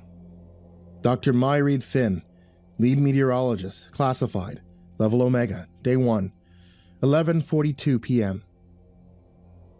The cloud remains stationary. Its scale is beyond measurement. Its thick fog goes far beyond our atmosphere. The sound began tonight. Regular pulses. Low frequency, origin unknown, but triangulated within the formation. The collection of all data is incomplete at this time. Personal note, it's not weather. It's not man-made. We don't know what it is. Phase 2. The sound of God. By morning, the drumming was heard across the entire northern hemisphere. It was no longer limited to the monitoring stations. People across Europe, eastern United States, part of Western Africa, and even as far as Argentina reported hearing it. Not just through the air, but through their bodies. In the base of the skull, the hollows of the chest, or behind the eyes, the sound was felt just as much as it was heard. Entire cities reported the vibrations. Hospitals began to fill, not from injury, but from confusion. Migraines, tinnitus, bleeding noses. Some people began to lose their minds, tormented by a sound they couldn't escape. Others seemed unfazed by the strange phenomenon. A woman in Bordeaux began convulsing and screaming, "I hear it! I hear it! I hear it!" before falling unconscious. At 6:01 a.m., Dr. Finn watched from the roof of the North Strand facility as the light changed again. Not dimmer, not quite. She struggled to name it. Shadows had lost their edges. Buildings looked slightly flattened. Colors were muted like the world had been submerged in water. She raised her hand and stared at her palm. Veins, like rivers on a map. Her skin was paler than before. The hairs on her arm stood up. The drumming continued. "Dr. Finn?" The man from the Department of Anomalous Phenomena pushed through the steel door behind her. "My name's Jonas, ma'am. I've been meaning to speak with you." He paused beside her, eyes turned upward to the dreaded cloud. It swallowed the entire skyline, hiding stars and moon alike. It's quite the view," he murmured. "What can I do for you, Jonas?" she asked. Her tone clipped, unwilling to indulge small talk. You know who I work for?" She nodded once, offering him a cigarette from a near-empty pack. No thanks, I quit." "Fresh air for me." He laughed awkwardly as Dr. Finn lit her smoke. "They're relocating me," he said. "Opposite side of the world. A counterpart facility in the southern hemisphere. They want simultaneous readings, mirrored data sets. It feels like I'm being moved out of the blast zone." She paused for a moment. If this thing is global, if it's growing, we need to know if it behaves the same way everywhere. Otherwise, we're flying blind. Finn studied him. The shadows across his face blurred and trembling in the wrong light. "So you're chasing the other horizon?" "Yes, something like that." He gave a thin smile, but his eyes stayed locked on the sky. "I'll send you everything I find. Maybe between the two of us, we'll make sense of it." Her gaze lingered on him a moment longer than she intended. Then she looked back to the cloud. "Maybe." The drumming echoed, low, cavernous, endless. Thump, thump. Thump, thump. Thump, thump. Neither of them spoke after that. The emergency broadcast systems went live just after noon. News anchors read pre-written statements, no questions, no speculation. Authorities are aware of the atmospheric anomaly currently positioned over the Atlantic. Remain indoors, limit direct observation of the phenomena. Further information will be provided when available. The feeds cut off after 90 seconds. Black screens revealed the concerned reactions of the population. Social media boiled over with conspiracy, prophecy, and fear. A viral clip from New York showed commuters frozen in the middle of an intersection, all exiting their vehicles, all staring up at once. Dozens of them, like they'd heard a voice. Then some began to cry.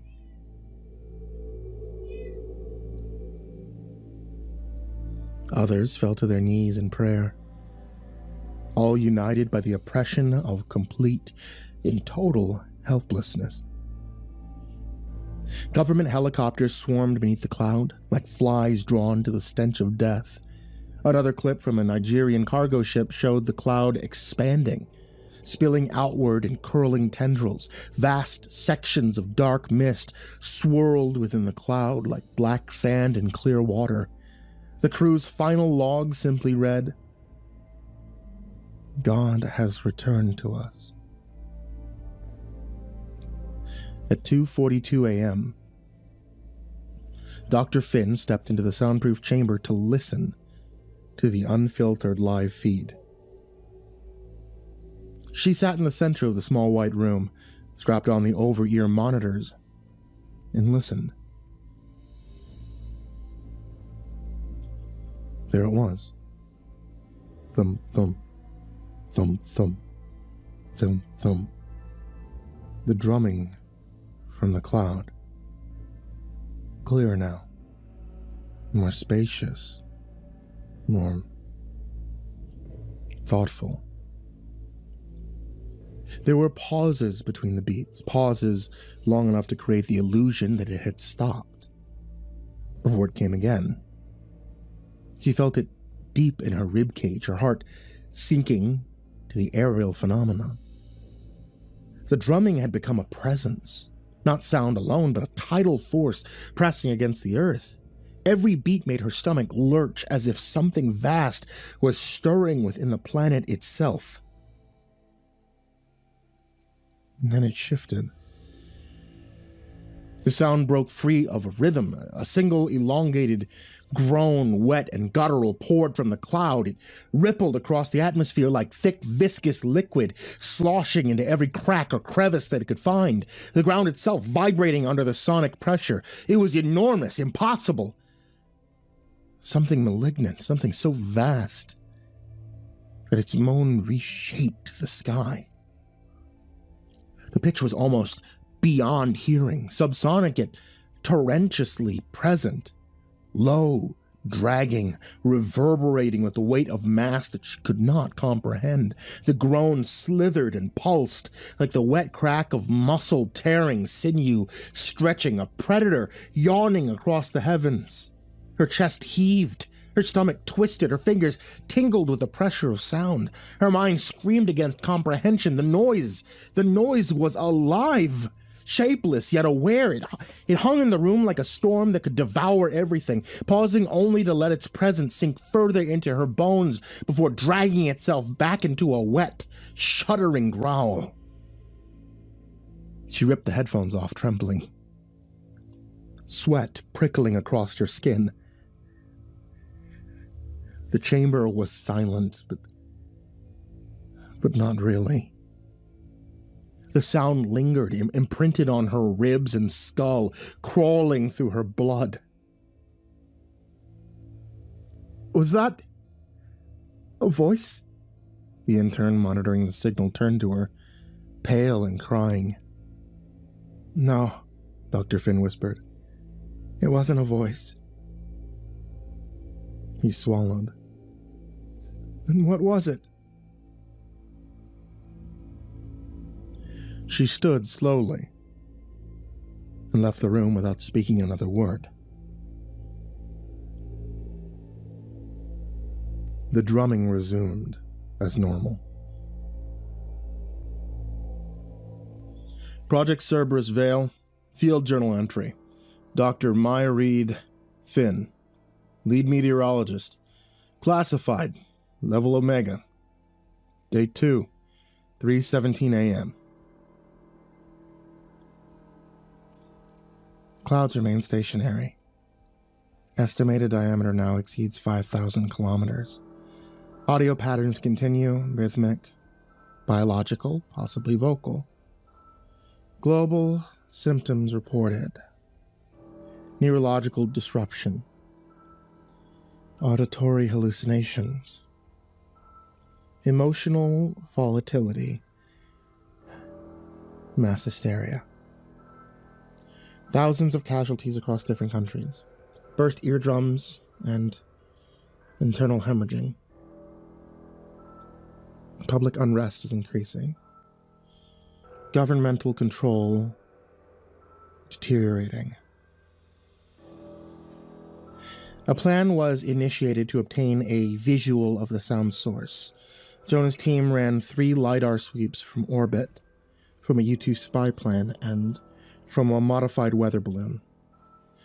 Orbital scan returned no depth reading, no zero, just nothing, as if it struck open air for 1,000 meters, then refused to return. Plane scan logged 1 frame of internal structure. Looked like a bone. A moment later, the image glitched, reloaded, and showed a perfect sphere the size of a mountain. And then, static. The balloon feed, 20 minutes of telemetry before loss of signal. Internal layers visible, fibrous, twitching. The final frame, a shape in the center, spindled, elongated, symmetrical, but wrong. Our analyst ran it through edge detection software. The results were... they were disturbing. It resembled a face, but only when you didn't look at it directly. A convergence of lines, folds, and textures that form something odd. One technician collapsed during image review, said that she felt like that it could see her. I saw it too, just once. It didn't scare me, it just made me feel ashamed. We've locked the files. Project code Cerberus Vale. Access visual AI systems only, no human review permitted. Effective immediately. On a personal note, Jonas agrees there's something in there. He's gone south into the dark. I don't know when I'll see him again. I think it's stretching.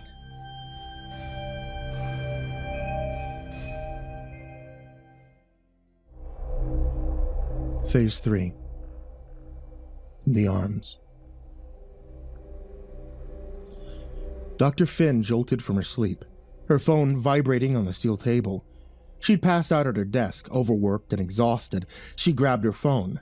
The screen read, Jonas, DAP. Finn?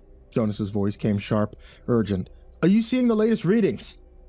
Her pulse quickened. The cloud had been behaving differently. The drumming was heavier, more insistent. Thump, thump, thump, thump, thump, thump. I'm watching. It's intense, but nothing new yet. Thump, thump, thump, thump, thump, thump. Intense? His laugh was bitter. Intense doesn't cover this. The subsonic pulse, every monitoring station on every continent, they're aligning. The underside of the cloud, it's splitting along a straight vertical seam. The satellites caught it just before it closed again. Dr. Finn frowned.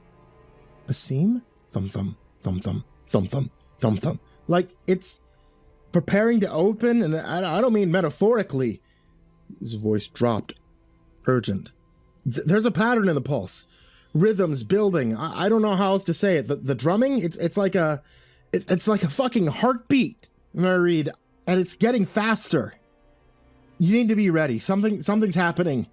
Whatever you do, don't go outside. Whatever happens next, it's not just a sound, okay? It's alive. Thump thump, thump thump, thump thump, thump thump. She felt it in her chest before she could reply. A vibration deep in bone and blood, the wet resonance of something enormous stirring. Jonas, stay calm, lock yourself in, go to that bunker now. The monitors are there, you can observe, whatever you do, just do not fucking step outside. And then the line went dead. A heartbeat later across the northern hemisphere, a vertical fracture tore through the sky like a wound. It widened with deliberate slowness. Layers of mist peeled back in fleshy folds, shadows deepened, bending the space around it. A deafening, sticky squelch like tearing flesh echoed across the hemisphere. Behind it was a darkness that seemed to breathe, vast and unfathomable, a darkness that bent perception. No camera could capture it. No eye on the planet was built to perceive such a biblical event. Without tremor or trumpet, the cloud opened. What lay inside was not lightless, but unknowable. Some say it was a mouth. Some say it was a wound, and from it came the sound again, louder now, clearer. Something wet and vast and pulsing, something impossible. Not breathing, mawing. Across the world, people looked up in unison. Some screamed, some dropped to their knees. Others stood still and watched, transfixed, as the first of the arms descended. Long, tapering limbs like serpents, oily, black, and glistening, emerging from the wound in the sky in slow spirals. Some were miles long, others kilometers. They swam through the air like they were underwater. Languid, elegant, hypnotic, thousands of them, tens of thousands. They moved across the sky like a nest of worms, pouring through a funnel, coiling, searching. One by one, the arms reached down into the earth, slithering through cities, across oceans, over fields. It didn't take long for the first to be taken. A man in Tokyo screamed as an arm squirmed its way around him. His fingers dug into the strange meat as the grip around his waist tightened, pulling him skyward. His cries split the morning air. In a European city, a young couple ran through the streets hand in hand. The woman tripped, an arm twisted around her ankle. Her boyfriend tried to pull her free. The arm retracted, twisting her upwards with such force that his hands tore away from hers. He fell on his back, begging only for the arm to return for him.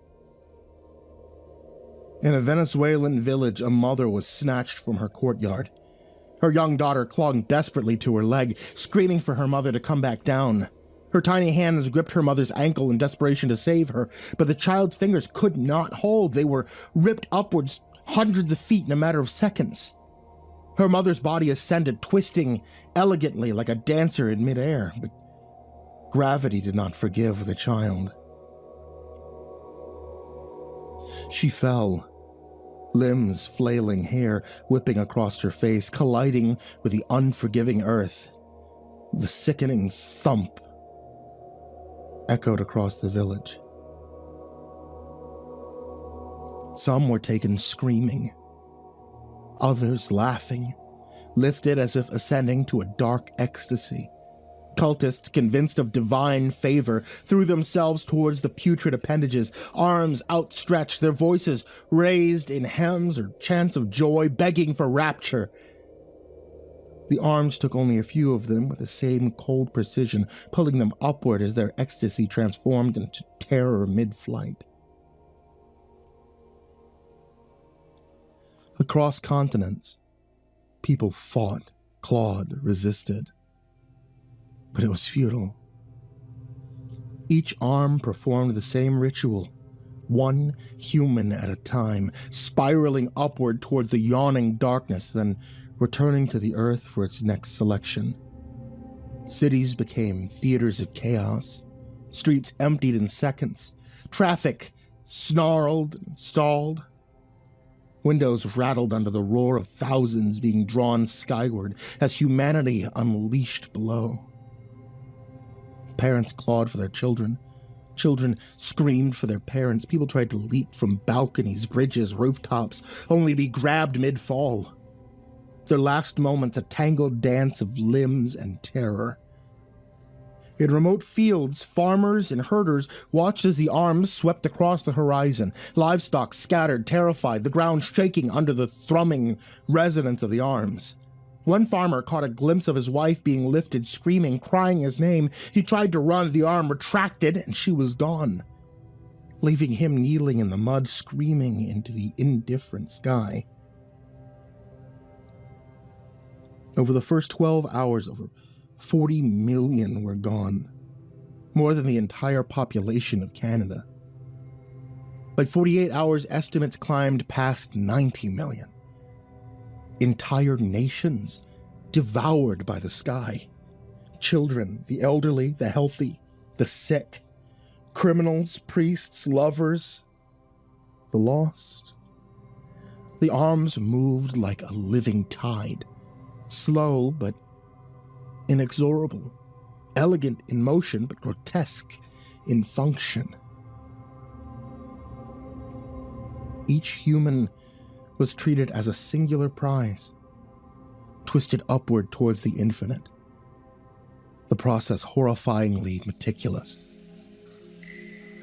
Dr. Finn watched from the bunker as the monitors flared with the streams of objections, faces contorted in panic joy or disbelief. She could hear them through the cameras, screams and prayer that layered upon one another like a living symphony of terror. The arms paused briefly over cities, observing, coiling and uncoiling. Their thick veins pulsated. They seemed to savor the fear, and then with chilling patience, they selected again, dragging the living toward the maw. Over the 57 hours, the northern hemisphere emptied in a relentless, mechanical, almost ritualistic harvest.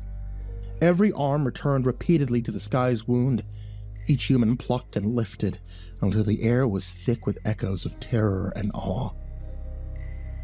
By the final hour, Dr. Finn could only stare at the screens, numb. The arms paused at last, holding their harvests aloft for a long, silent moment, as if counting, observing, savoring. And then they began the slow, deliberate retreat, one by one, carrying their captives towards the unknowable darkness that had given them form. Over 4 hours, the sky had closed and survivors emerged from false shelters. The world was left in silence. Only the sound of the drums remained. Thump, thump, thump, thump, thump, thump, thump, thump. Project Cerberus Vale, field journal entry. Dr. Myreed Finn, lead meteorologist. Classified level Omega. Day 3. 11:11 p.m. The formation opened. An aperture estimated diameter is 3,000 kilometers across. Arms and tongues emerged. Thousands. Movement suggests intelligent, not random. Selection appears non-biological. We can't predict it. I watched them being taken. God forgive me. We tried everything. Interference, signal jamming, sonic weapons. Russia sent a nuke to hell with the aftermath of that. It didn't go off. It was just swallowed by the clouds. The arms They weren't affected. The world is hollow. The monitors lie dead. The screens frozen with faces I'll never forget. Even the saved recordings fail to convey the scale of what happened. The arms, the screams, the silence that followed. Entire populations taken with the precision of a surgeon, the cruelty of a predator, the indifference of an animal. 90 million or more, perhaps 100 million, I can't be certain. The northern hemisphere is a graveyard with no corpses, and yet the sky is calm, deceptively calm. The wound closed, the drum continues. Always beneath everything, a low, incessant pulse that will not be ignored. On a personal note, I don't know what to do next. Every theory, every module, every calculation is meaningless against this. We're observers of an event. We're its remnants, survivors only in a technical sense. In every other way, we're gone. There's nothing to fight, nothing to flee, only to record, to bear witness, and I will until the end. What else is there to do?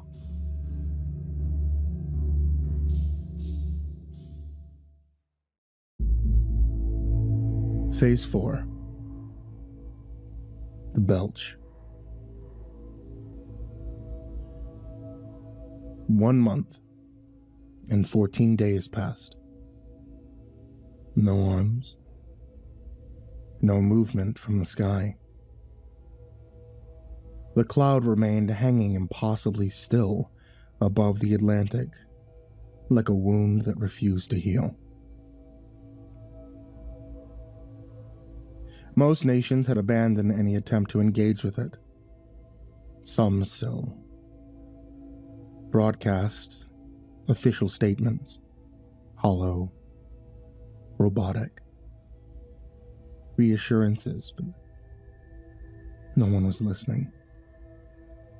The world had been held in place, breathless, afraid to look up, held hostage by our new God.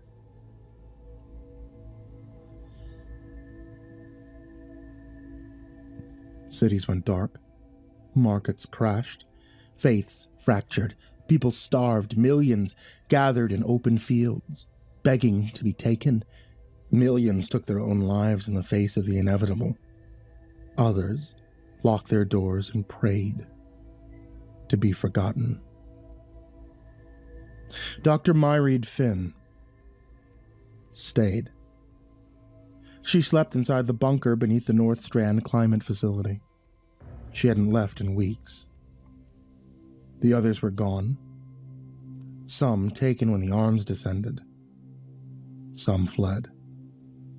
Some too broken to continue. She kept her notes, her logs, her rituals of data and control, but every day it grew harder to believe that any of it mattered. Finn's console cracked to life at 3:58 a.m. The signal was faint, washed in static, but the voice on the other end was unmistakable. Finn! Jonas said, quick and hushed, like he was afraid the sound itself might carry. Tell me you're awake. I'm awake. Her voice was brittle. Her syllables clipped. She'd been awake for days. What is it? I've been tracking something. He said. Pressure readings from the South Atlantic buoy network. They're tanking, not a storm, not a current shift. It's like the air itself is leaking. You've said that before. Now, this is different. His breathing was uneven, shaky. The drop isn't local. It's global. Everything is bleeding towards the cloud. Not winds. Everything. It's pulling like it's, He stopped himself, then said it anyway. like it's inhaling. Finn exhaled through her nose. We don't know that's what it's doing. I do know. Jonas shot back, voice tightening. It's hungry and it's been patient, but Christ, I can't believe we're still pretending this is about Data. It's about survival, Jonas, she said, doubting her own words. Is it? Jonas snapped. There was a pause before he spoke again. We're all dead anyway. It's just a matter of time before it gets hungry again, and when it does... He trailed off, static filling the gap. You see the fields? You've seen the ones begging for it to take them. That's not living. That's meat waiting to be picked up. Stop. Why? His voice cracked. You want the truth? Myri, there's no stopping it. There's no bargaining. We're not even ants to it. Ants get noticed before they're stepped on. This thing... He stopped abruptly. The next sound, a sharp hiss in the line. Jonas? Silence. She waited another 3 seconds, and then set the receiver down. Her fingers trembled against the console. She clasped her hands together, lowered her head, and for the first time in her life, she began to pray. She waited. Nothing.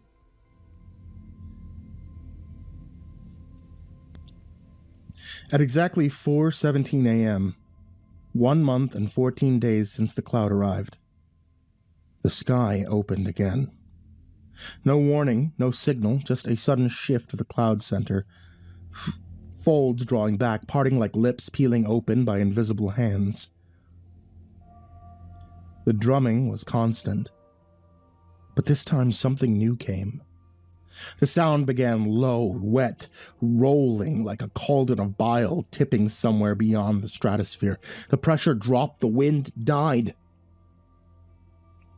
Then came a vast guttural exhalation that seemed to surge from the planet's core and shatter the sky above, a noise like the entire sky dry heaving, viscous and phlegm-soaked, the kind of sounds that make the stomach knot before the ears understand.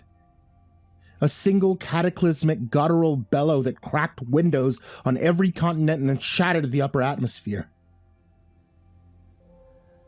The ground shook. Tides recoiled and birds fell from the skies. It wasn't just sound. It was a force, a presence, a wave of wet breath and raw heat.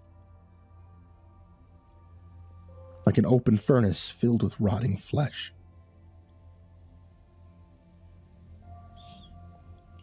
It swept the globe within minutes. People clutching their heads and screamed as their ears bled. Animals bolted and dropped dead mid-run. Birds fell in flocks. Machines died. Satellites blinked out. Those at the epicenter could only scream as the force burst them into nothingness. And the smell. The stench so vast, so cellular, it soaked through the walls. It crawled into the lungs and stayed there. A taste of spoiled meat, copper. People vomited, others tore at their flesh trying to escape it. Most were dead in seconds. And then came the blood. From deep within the beast, beyond the gauze and the folds of mist, something ruptured. A pressure valve, a gullet, a wound, no one knows. A tidal wave of thick, arterial blood. expelled with such volume and speed that it fell like monsoon rain over half of the globe. Red soaked the ocean and rivers, red splashed across the rooftops and deserts and jungles. Half the earth painted in blood. It steamed where it landed, hot, thick. And it reeked of iron. Something sweet. Something wrong. Some said they heard whispers in the rain. Clouds peeled back, and for the first and only time, the being was seen. Truly, truly seen. For exactly 93 seconds, the sky was clear. Not in fragments, not distorted. It filled the sky. It was the sky. Its shape defied thought, impossibly symmetrical, yet shifting as though the universe itself was trying and failing to remember it. The surface was a chaos of textures, pinkish gray, membranes that pulsed with a rhythm older than time, bone plate, ridges spiraling in geometries our mind could not hold, and the spindled nerves that writhed like lightning frozen mid-strike. Each wrinkle, each twitch seemed to hum with awareness, as if the cosmos itself had been stitched into its flesh. Its face, or what passed for one, stared down through a million lidless goat eyes. Some were as vast as mountains, some flickered like dying stars, all simultaneously seeing and knowing. Our thoughts recoiled, our vision trembled, and yet we couldn't look away. And then it did something impossible. It smiled.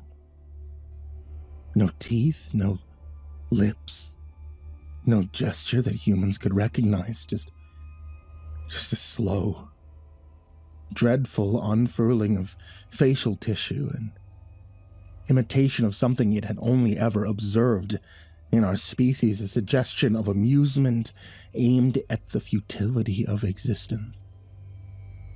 The motion folded in on itself in ways that should have torn it apart, yet held. We felt it not just in our eyes, but in our blood, in our marrow, in the corners of thought we didn't know existed. And then the sky swallowed itself once more. But the memory lingered. Shapes impossible to describe etched themselves into our minds. Geometry that should not exist haunted our dreams. And the faint, impossible smile echoed in every shadow we ever crossed again.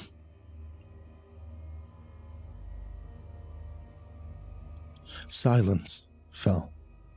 Not peace, but silence. And then nothing. No arms, no sound. Just the repetition of fear felt through the drum of the cloud. The wind returning at last, the stench never faded, never fully gone. The red rain soaked into everything. No government spoke publicly again after that. People stopped going outside.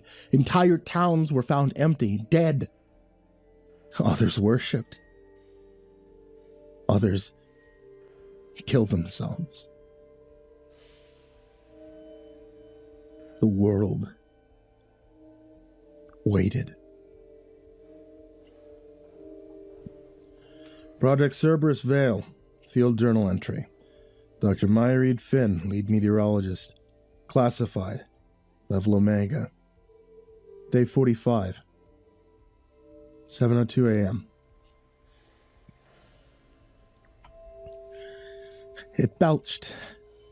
I don't know how else to describe it. It expelled something vast and foul into our atmosphere. Not an attack, not a gesture of dominance, just a function. A bodily function. Like it forgot we were here. The sound I can't put into words. I felt it in the roots of my teeth, in the gaps between cells. It broke something in the sky, and that smell, the smell is still here, clinging to the vents, to my skin. It soaked its way into the bunker. The blood is everywhere. We confirmed it's organic, human, and something else. For 93 seconds, it let us see it. I don't know if we were supposed to. I don't think it cares. I haven't slept since. I don't believe there's anyone left who can read this, but I'm still writing. There's no scientific language left for what's happening. It's not an anomaly. This is a presence. This is an extinction event.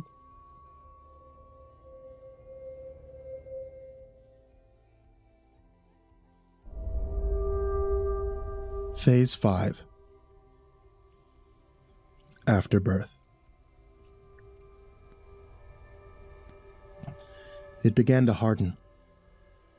Not all at once, but gradually, day by day, as the blood congealed under heat and rain.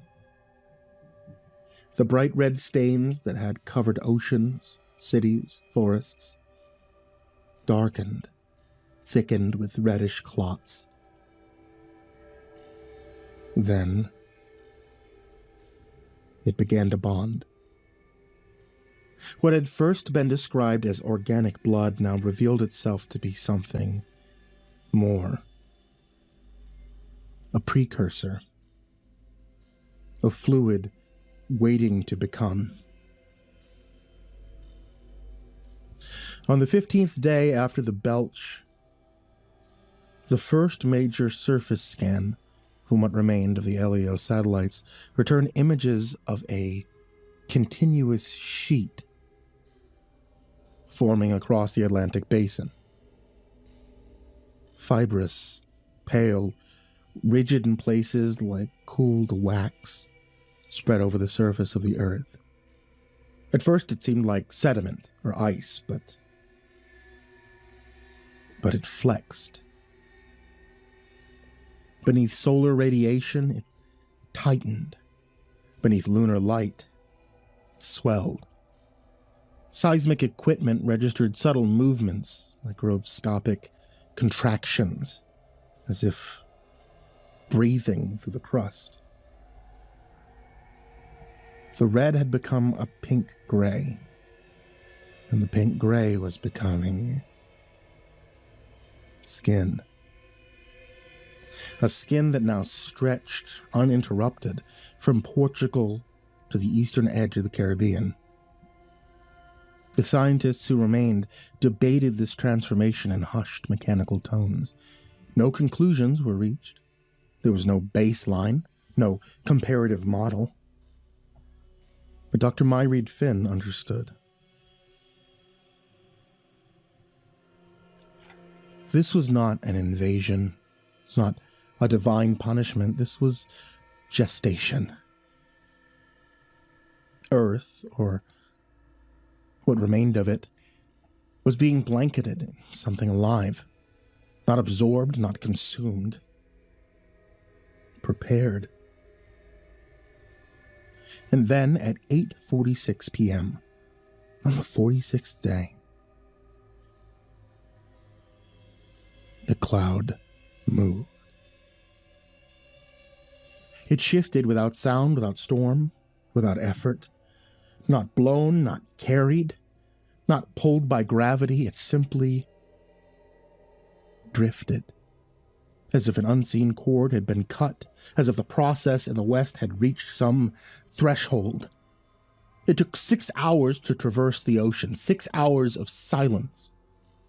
People in Asia and Australia watched it approach, the spiraling gauze blotting out the sky as if it was swallowing it whole. They had seen the videos, they knew what would happen. Still, they watched. Some hoped it would pass. It didn't. At 2:17 local time, the clouds settled above the Indian Ocean. The sky began to open again, and the arms began their terrible descent.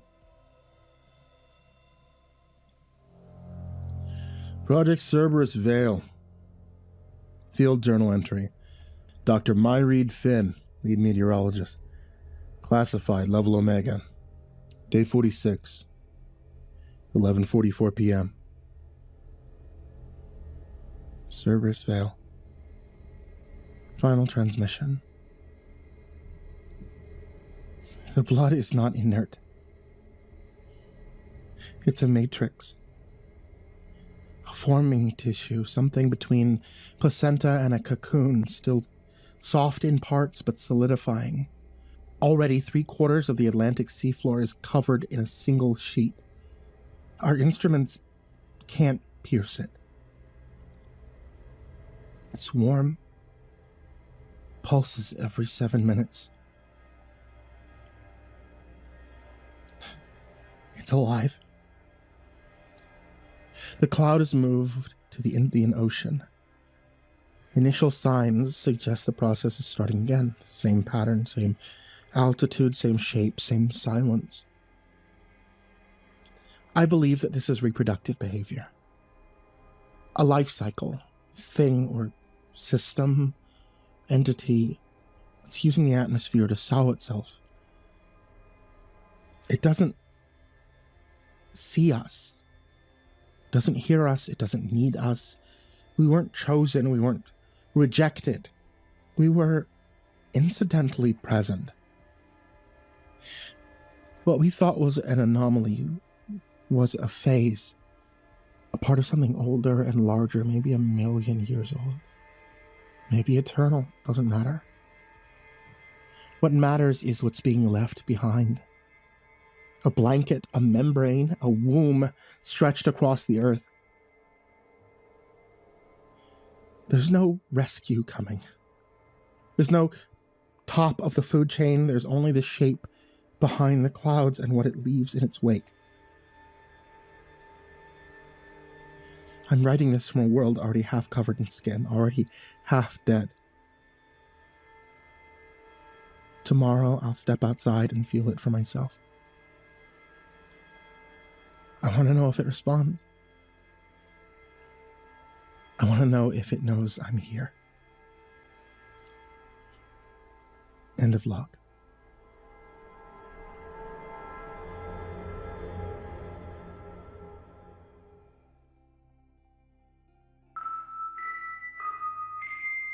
Phase 6. Final breath. The surface of the planet is no longer visible.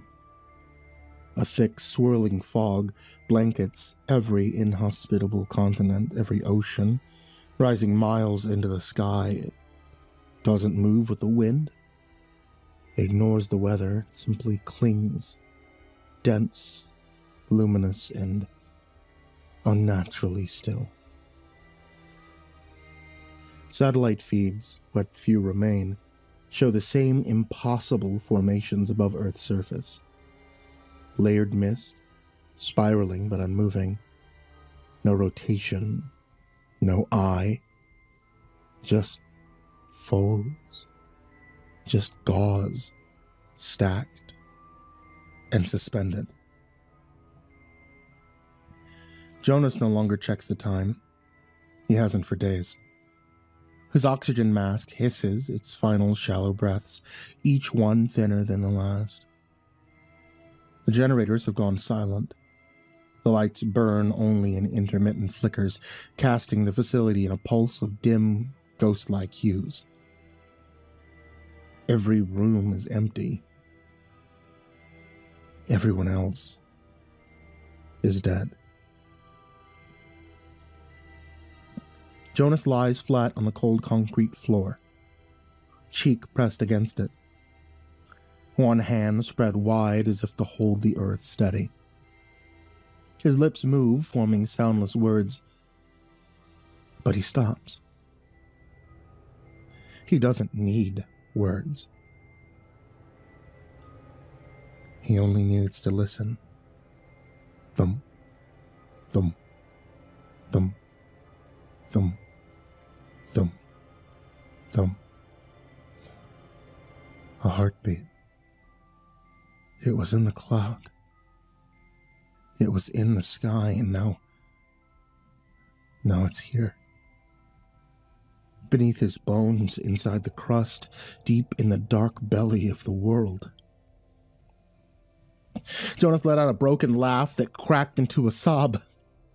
His eyes glisten, unfocused, staring at the ceiling as if he could see through it to the sky above. "There's two of them now," he whispers, barely audible.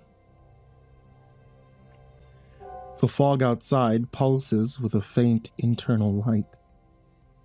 Not lightning, not fire. Something vascular.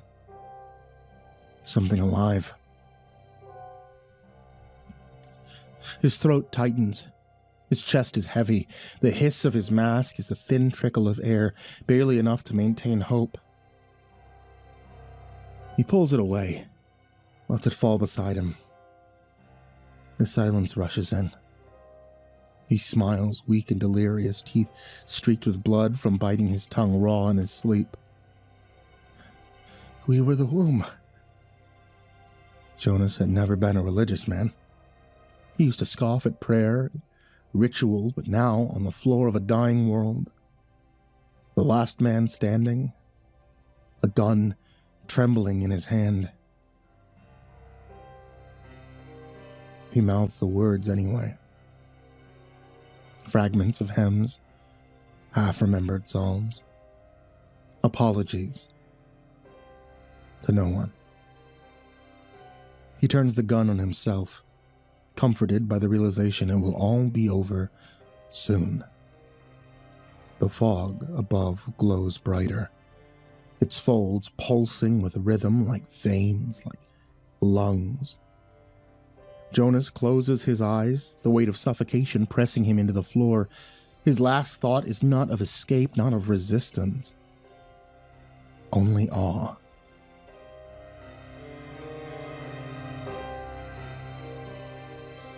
Far beyond Earth, in the silence of space, the first cloud drifts on, searching for the new world. The Earth exhales its final breath and becomes something new.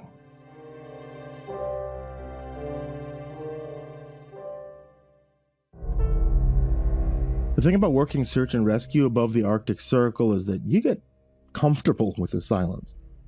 With the absence of sound, I mean, there's always wind, there's always the groan of the ice settling. There's always your own breath fogging into the heat lamp beam. I'm in the silence of empty space, miles of it. Kind of makes you understand why the Inupiat, 47 words, different types of darkness. In my 4th year at the SAR station, tonight's a paperwork shift, which means I'm alone in the operations room with 3 thermoses of coffee and a stack of incident reports that need signatures. Heater clicks on every 12 minutes. Radio hisses their white noise lullaby. Outside it's a nice, balmy negative 34 degrees Fahrenheit, and the tundra stretches flat and featureless to the horizon like a frozen ocean. Most people who go missing out here fall into 3 categories. Tourists, who underestimate the cold. Locals, who overestimate their sobriety. And elders, who simply Simply walk into the white and they don't come back. And that last category we don't talk about much. It's cultural. It's complicated. That's it's not my story to tell. What I can tell you is this. The radios always click at 3:07. It's not a transmission, it's not interference, it's a single sharp click across all channels simultaneously. Atmospheric pressure. That's what I told myself for the first 2 years. Electromagnetic phenomena. The aurora, it does strange things to signals up here. And then, last night, I checked the station log going back 11 years. Every night. 3:07 exactly. Every single night for over 4,000 consecutive days. Man, that's not atmospheric, that's accounting. And last night, after the click, I heard something else. It sound like paper shuffling, like someone flipping through a ledger, running their fingers down a column of names. Last night, I heard them stop on mine. Call came in at 2:47. I was still staring at the logbook, pen frozen in my hand when the emergency line lit up. A voice I'd recognized, Thomas Ackpick, a whaling captain from Browerville, speaking fast and a mix of English and Inupiaq. His daughter, 8 years old, Nika, she had taken the dog sled out and checked the nets despite being told to wait until morning. The dog came back. Alone. An hour ago. Still in harnesses. Trailing cut traces. I was geared up on my snowmobile within 6 minutes. Before I cleared the gate, Auntie intercepted me. That's what everyone calls her, Auntie. She's not my aunt. Not anyone's aunt, specifically, but she's everyone's auntie in the way that matters. 70-something working SAR before there was a formal SAR. Knows the ice like she knows her own kitchen. She does dispatch now mostly, watches over the younger officers, the intensity of someone who's already buried too many of us. She stood in front of my snowmobile with one hand raised. "You know the rules, Benjamin." I did. Everyone who works out here learns them in the first week. Usually delivered as graveyard shift folklore by veterans with frostbite scars and 1,000-yard stares. Rule 1, don't go out between 3 and 3:14 a.m. unless it is literally life or death. Rule 2, if you see figures in the distance that don't move like animals or people, just don't acknowledge them. Don't look at them directly. Don't call out. They're walkers. They're always there. You just can't usually see them. I nodded. It's 2:49. I'll have her back before 3. Auntie's expression didn't change.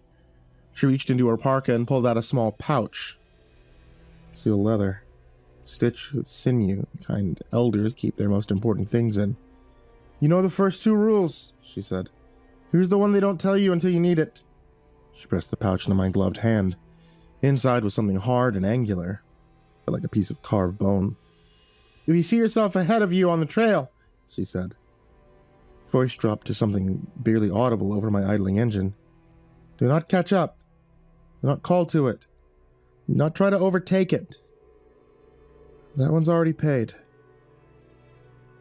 The cold suddenly felt colder. "Paid to who?" She stepped back from the snowmobile. "Thunder keeps looks, Benjamin. The walkers keep the ledger. Find the girl, bring her home, but remember, debts don't disappear. Only transfer." I didn't fully understand. I didn't have time to ask. I opened the throttle and drove into the dark. I found Nika at 3:09. By then, I'd already violated Rule 1. The search grid had taken longer than expected. Visibility was maybe 15 feet in the ground blizzard, and I'd had to dismount 3 times to check tracks. When I finally spotted the shape in my headlamp, small and dark against the snow, I felt a surge of relief so intense it was almost painful. She was curled inside a frost heave, perfect square of uplifted ice, about 4 feet on each side, edges geometrically shaped in a way that natural ice never forms. She wasn't shivering, she wasn't crying, she was just sitting there with her knees drawn up, head down, like she was waiting for a bus. "Nika!" I called out, killing the engine and running towards her. "Nika, honey, it's Ben from SAR. Your dad sent me. Are you hurt?" She didn't respond. I knelt beside her, pulling off my gloves to check her face for frostbite. Her skin was cold, but not frozen. Pupils reactive, breathing steady. She looked up at me with an expression I'd never quite been able to describe. Not fear, not relief. Something closer to resignation. "They said you'd come," she whispered. "Who said?" And that's when I made the mistake. I turned my headlamp to check behind her to see if there was someone else, maybe an older sister or a lost hiker who'd been sheltering with her. The beam swept across the figure standing directly behind her. Tall, maybe 8 feet. Impossibly thin, black against the sky, but somehow darker, like it was absorbing the light rather than reflecting it. No face, no features, just a silhouette that held itself in perfect stillness. Except for its right arm.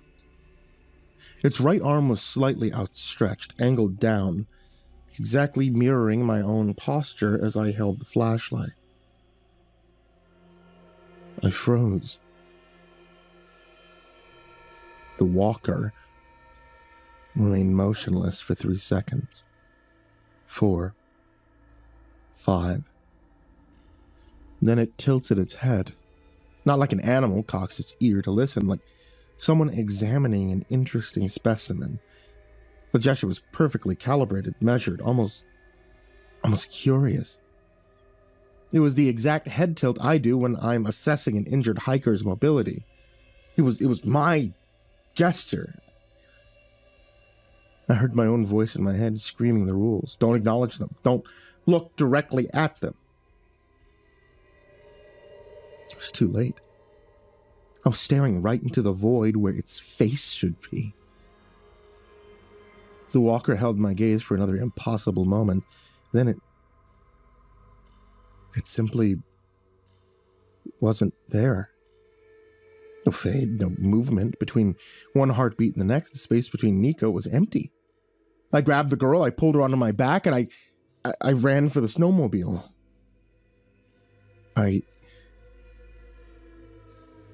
I don't remember the ride back.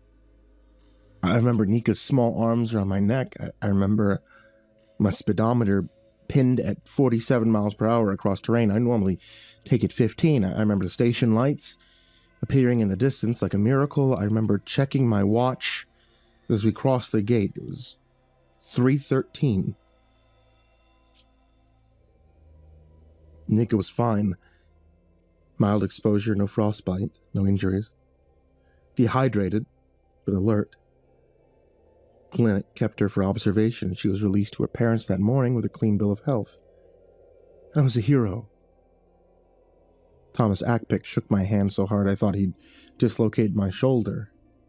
Station chief wrote me up for a commendation. Someone brought donuts. Auntie pulled me into the supply room and closed the door. "You looked at it." It wasn't a question. I nodded. She closed her eyes for a long moment. When she opened them, they were wet. "You saved the girl," she said quietly. "That's good. That's what you should have done, but you need to understand what happens now." She sat down heavily on a crate of emergency flares. "The walkers, they're not ghosts. They're not demons. They're They're auditors. Tundra takes people, Benjamin, that's what it does. Has for hundreds of years, but there are rules. Balance. When someone goes missing, their name goes on the ledger. The walkers come to collect. Collect what? The debt.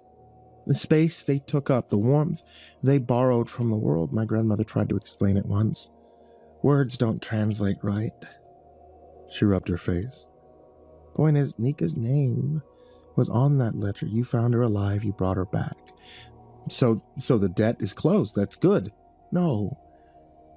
Her voice was flat. The debt doesn't disappear. You looked directly at a walker. You acknowledged it. By doing that, you accepted the transfer. Someone still has to pay. The ledger needs a name.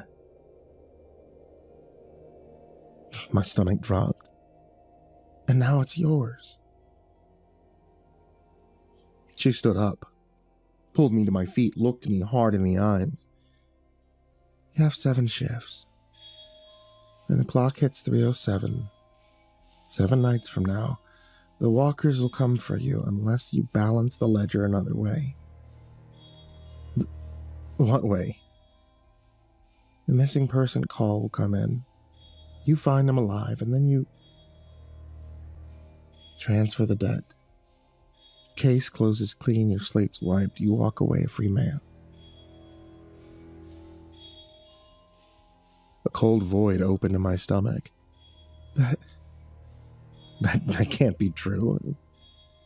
It is. Your name leaves the book, another one takes it. The horror of it locked my jaw when I could finally speak. The words were a whisper.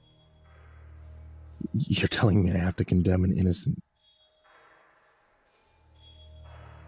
Her expression didn't change. I'm telling you the rules. What you do of them is between you and the ice.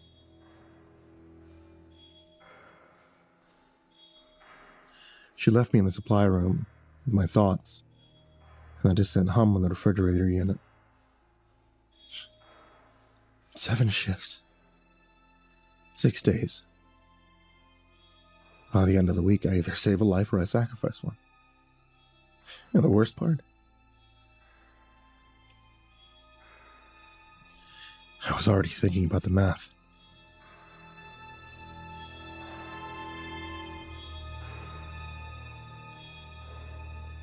Next night, I drew solo patrol.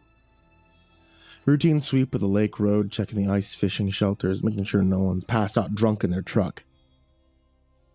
Quiet shift. Empty tundra. The aurora was out, painting the sky in sheets of green, violet.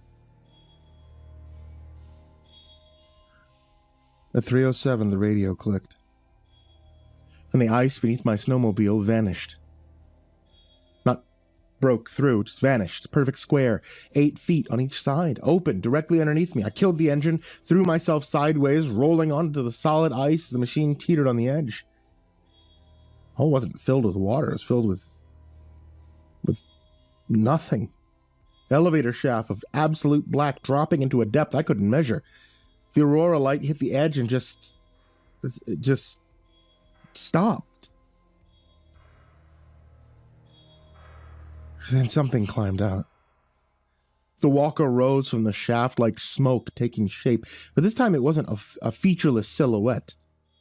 It was wearing my SAR coat, the same model, same color, same wear pattern on the left elbow where I lean on the truck door. My name patch was stitched on the breast, Harper B. The letters were backward, they were mirror flipped. It stood on the ice and shifted its weight on one hip. A tired stance I fell into at the end of long shifts. It opened its mouth. The first sound was static, like a radio stuck between channels, a dry, crackling exhalation that might have been an attempt at breath. It stopped. Tilted its head, my head. That same analytical gesture, and tried again. The second sound was clearer, a rasp that almost had syllables, almost had tone. It was trying to learn my voice. I pulled my flare gun with shaking hands and fired directly into its chest. The flare entered the dark coat and kept going. No impact, no light, no sound, like throwing a stone into a bottomless well. The bright red phosphorus just disappeared into that infinite black. The walker looked down at the entry point, then back at me. It tilted its head again. This time I recognized the gesture from the inside. That's what I look like when I'm sizing someone up, when I'm deciding if a hiker can make it another mile or if a victim's story adds up, or if someone's dangerous. It was learning how I think. And then I stepped backwards into the shaft. The square of missing ice sealed over in an instant, smooth, perfect, like it had never been broken.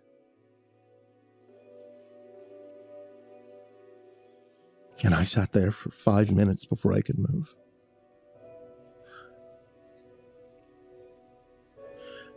I owed them a debt.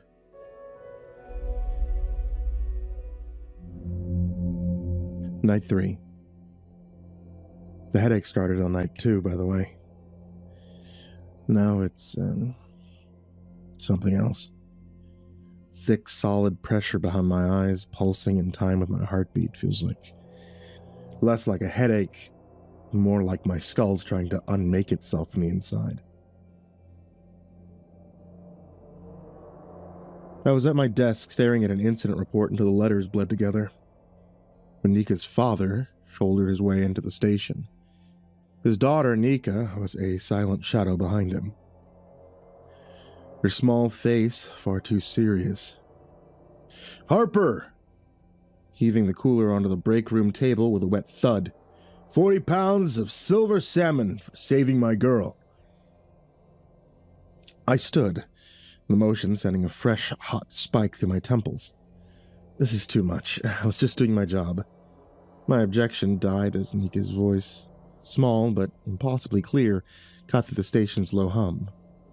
"Auntie showed me where to wait," she said. "She said someone would come before the bad thing did." Then the studio went silent.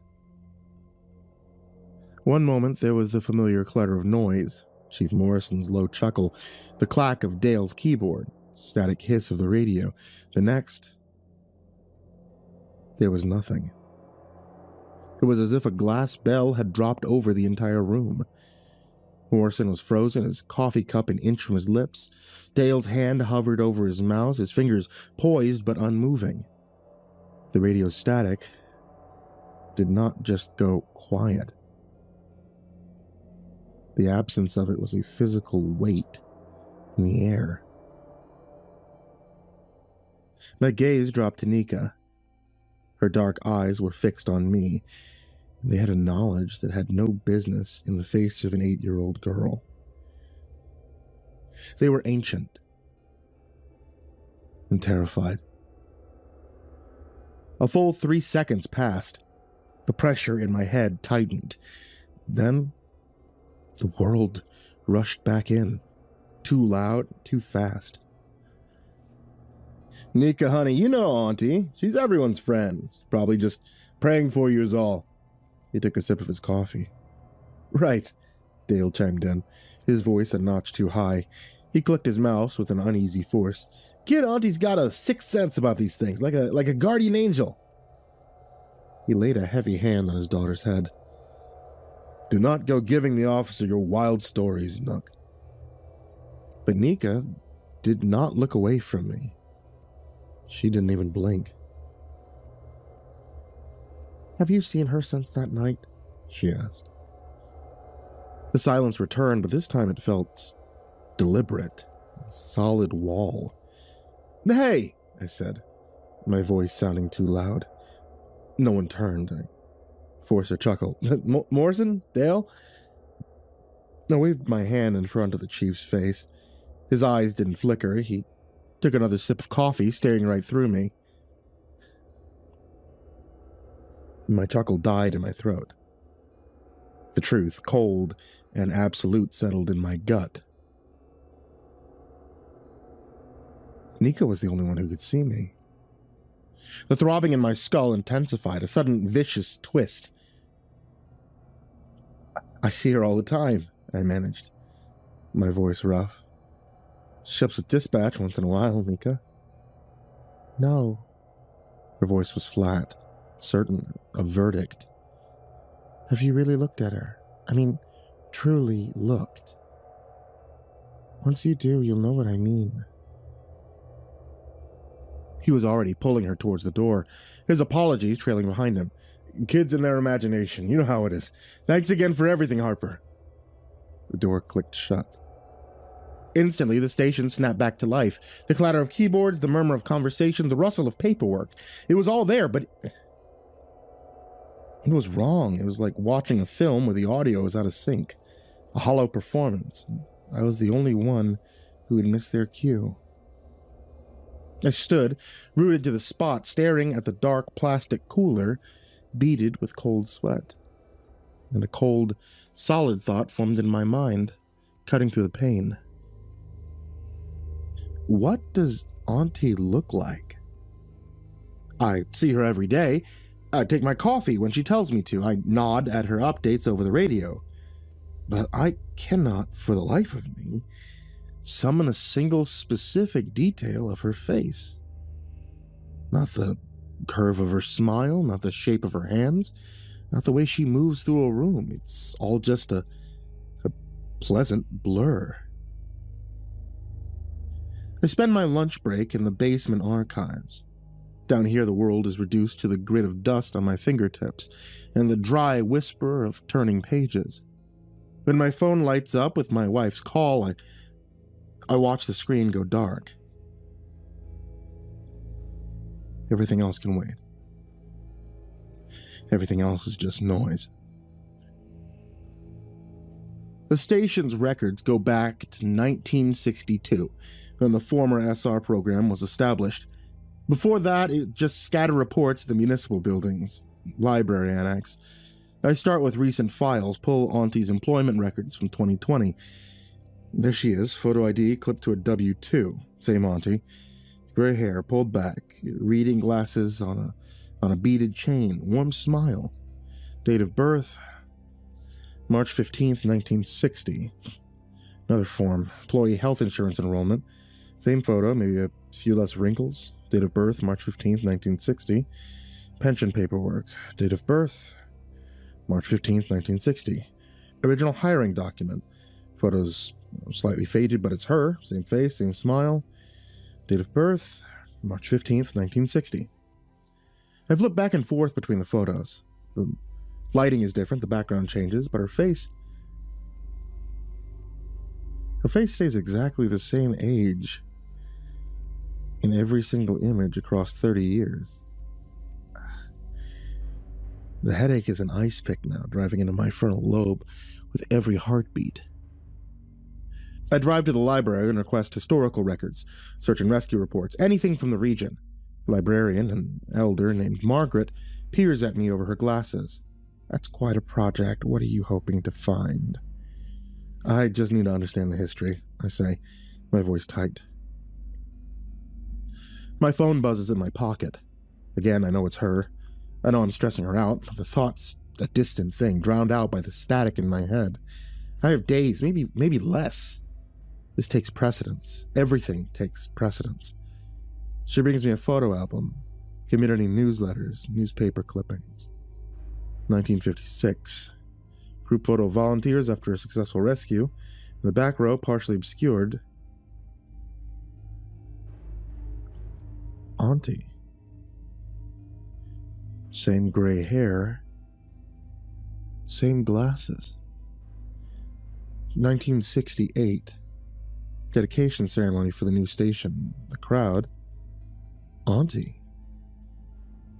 1987. Wartime civil defense meeting. Photos grainy, black and white, but I can make out her silhouette in the second row. Margaret leans in to look, her pleasant librarian smile still in place. It doesn't waver as her eyes track Auntie's face across the decades. She doesn't startle or question, she simply nods, as if confirming a known fact. That's Auntie in all of them, isn't it? She murmurs. Funny how some folks just have that timeless quality. My mouth is dry. How old is she? Oh, you know elders. Margaret pats my shoulder, her touch making me flinch. It's rude to ask. Why do you want to know? She adds. Because it doesn't make sense.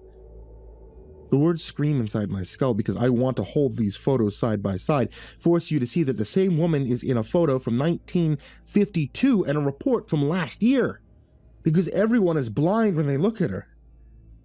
Instead, I say, just curious. Margaret's smile doesn't reach her eyes. Curiosity's good, Ben, but some things out there, they don't want to be understood. They just want to be. She walks away before I can ask what that means. I make it home at 6 p.m. with a headache drilling so deep I'm seeing halos around every light source. Sarah's waiting in the kitchen, arms crossed, jaw set in the way that means we're about to have the same fight we've been having for 3 months. You missed dinner again. I was working. You're always working.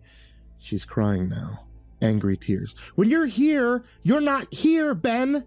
You're somewhere else with her. With who? Denise, the secretary. Don't play stupid. Everyone at the station talks. Sarah, I'm not. Then where were you today? Dale saw you in the archives for 2 hours, said you looked like you were researching something intense. What were you researching, Ben? I don't have a good answer. Can't explain that I was looking up photos of a 70-something dispatch operator who apparently hasn't aged since World War II. Can't explain that an 8-year-old girl warned me about a woman who's hypnotized the goddamn town. I can't explain any of it without sounding insane. So I say nothing. Sarah's face crumples. Get out. Sarah, get out. Go stay with whoever you've been running to. I don't care anymore. She shoved my jacket at me, pushing me towards the door. I grab my keys off the hook and stumble into the cold without a plan. I sit in the truck in the driveway, engine running, heat blasting. The station has a bunk room, but Dale's probably there. I have no friends in this town, not really, just co-workers and acquaintances. I could drive to Fairbanks, get a hotel, clear my head. Instead, I put the truck in reverse, and that's when I see it. A warm golden light spills from the kitchen window. The silhouette of my wife moves past the sink, and then the sound hits me. It's not the quiet I left, but the vibrant noise of a family meal, the clatter of plates, my son's high-pitched story, my daughter's giggling interruption, and underneath it all, a man's easy, resonant laugh. My laugh. I kill the engine and I step out into the freezing air, drawn to the window like a ghost. I peer inside.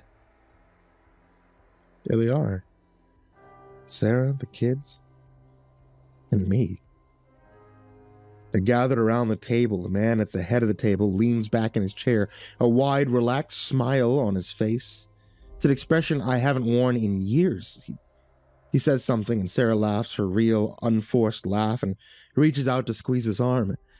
I'm running before I know I've moved. Up the porch steps, through the door, which is unlocked. The sounds and smells of dinner, pot roast, my favorite, wash over me. I stand frozen on the hallway entrance, watching this perfect imitation of my life. Get out, I whisper. The words have no force.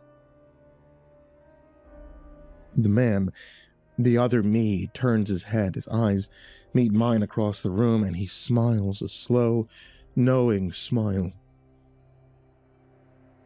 The room shifts. Suddenly, I'm the one sitting at the head of the table. The The taste of the pot roast is in my mouth. My daughter tugs on my sleeve, and Sarah smiles at me from across the table. I try to stand to scream, but my body is a puppet. I feel my face form a warm, parental smile. I hear my own voice, but it's not mine, say, "This is perfect." My eyes dart to the dark glass of the patio door. In its reflection, I see it.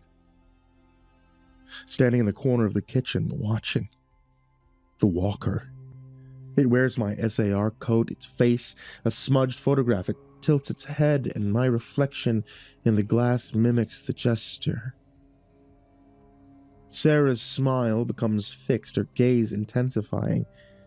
"We're so glad you're finally here, Ben," she says, her voice syrupy and wrong. "Stay with us." I throw myself backward, the chair clattering to the floor. I scramble on hands and knees towards the front door as their voices rise in a harmonious, desperate chorus. "Ben, don't go! Ben, we love you! Ben, your dinner is getting cold."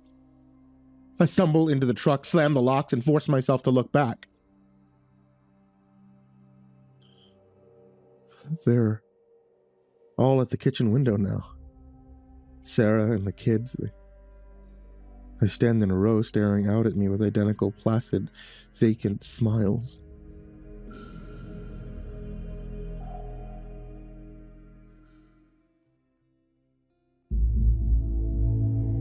The drive to Auntie's cabin is a blur. My body operating on autopilot, my mind can no longer sustain. But by the time I park, the clock reaches 9 p.m. The headache's no longer just pain, it begins to feel like static. A soft glow came from inside her cabin. I staggered to the door, my legs unsteady. It swung inward before my fist could connect, and there, standing in the threshold, I finally saw her. The flush in her cheeks is wrong. It's too red, like old meat. Her body is too thin beneath her house dress, bones pressing against skin that's lost its elasticity. When she smiles, her lips pull back too far, showing too many teeth. "Benjamin," her voice is the same warm rasp. "Are you all right?" I try to run. I try to get back to the truck, but she's there, hand on my shoulder, impossibly fast. "Shh, child, come inside. You're seeing things, aren't you? The walkers do that. They get in your head, they make you doubt what's real." She guides me towards the door with surprising strength. "But I can help. Come have tea, we'll talk." I don't want to go inside. But the headache is so bad I can barely stand. And her cabin is warm, and she's the only person who's acknowledged that any of this is happening. I followed her inside, the door closing behind me with a soft, final click. The cabin felt smaller than I remembered and darker, as if the walls had crept inward to swallow the light. I noticed the shadows in the corner didn't behave properly, stretching and pooling in defiance of the single oil lamp that burned on the counter.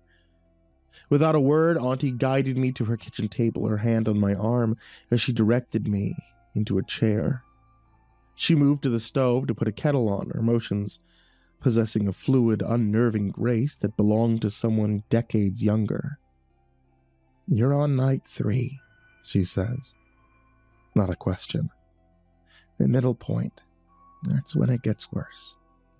Your mind's trying to bridge two states of being, warm and cold, living in..." She trails off, pours tea into mismatched mugs.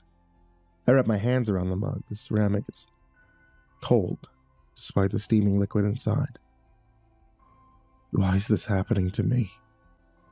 My voice sounds distant. "Because you looked." She sits across from me. "And because you saved the girl, Nika." "Yes." Something flickers across Auntie's face, almost regret. Almost. "She wasn't supposed to come back, Benjamin. Some accounts were meant to close." "What does that mean?" She sips her tea. Would you like to hear a story? An old one, about the ocean, sacrifice, price of living too long. A nod because I don't know what else to do. Because the cabin feels like it's pressing down on me, because I can feel something in the corners waiting. Auntie's voice drops to a storyteller's cadence. There was once a woman who refused to marry. Her father tried everything, arranged matches with strong hunters, wealthy traders, even shamans, but she refused them all. She had no interest in men. The tea tastes like seawater. One winter, she fell in love with her dog. Beautiful animal, strong, loyal. They say she loved it more than any human. When her father discovered this, he was filled with shame. He took her out on his kayak far from shore, and he threw her into the ice water to drown. I want to put down the mug, but my hands won't move. She tried to climb back into the kayak, grabbed the gunwale, begged her father to pull her up. But he took his ulu and cut off her fingers, one by one. Each finger that fell into the water became something new, became seals, whales, all the creatures of the deep, and the woman herself sank down to become Sedna, the mother of the sea, keeper of drowned things. Auntie's voice had changed, become layered like multiple people speaking in unison. But here's the part they don't tell children. Sedna didn't just become a goddess, she became hungry. Every finger she lost was a piece of warmth taken from the living world, and to keep existing, to keep her place in the deep, she needed to replace that warmth again and again forever. My vision's tunneling. The cabin walls seem to breathe. We all make choices, Benjamin. Some of us choose to drown. Some of us choose to cut the fingers. Some of us... She leaned forward, and her face is changing, cheeks hollowing, further skin pulling tight against skull. Some of us choose to feed. In the window behind her, I see them. Walkers, 3 of them, standing perfectly still, watching. I try to stand, but my legs are numb. I try to speak, but my tongue is thick. Auntie reaches across the table, touches my hand with her cold hands. I'm sorry, Benjamin, but you understand, don't you? A child's life buys more than adults. More years, more warmth, but you saved her. You broke the equation, so I need yours. She's holding a curved knife with a bone handle. I try to move, and my body is leaden, and a cold understanding dawns. I know what she's put in my drink. It won't hurt. The cold comes fast at this stage. You'll just stop, and I'll have 17 more winters, maybe less. Not as young as I used to be. She laughs. That sounds like wind through empty buildings, though I suppose 7 centuries is a good run. The walkers in the window are inside now, standing behind my chair. I can feel them. I can feel them radiating cold. Auntie raises the knife, and in that suspended moment, a fractured memory crashes over me. It comes in a flash. A woman is screaming, running desperately through deep snow with a mob at her heels. Their torches cutting through the darkness as voices shout, "Witch! A demon! Unclean!" She stumbles and falls, and someone catches her, holding her down while another brings that ulu to her face. The blade cuts from cheek to jaw, and she's screaming a name over and over. In a desperate pleading mantra, Akna, Akna, Akna. I shout the name without thinking, a raw cry that tears from my throat. Akna! The effect is instant. Auntie recoils as if I've struck her, and the knife clatters to the floor. Light pours through the window, not moonlight, not aurora, something older. It illuminates Auntie in harsh relief, and I see what she truly is, the centuries of borrowed time written in the spaces between her cells, the hollow where her humanity used to be, the scar on her cheek that never healed. The walkers behind me scatter. They simply cease to exist like smoke in wind.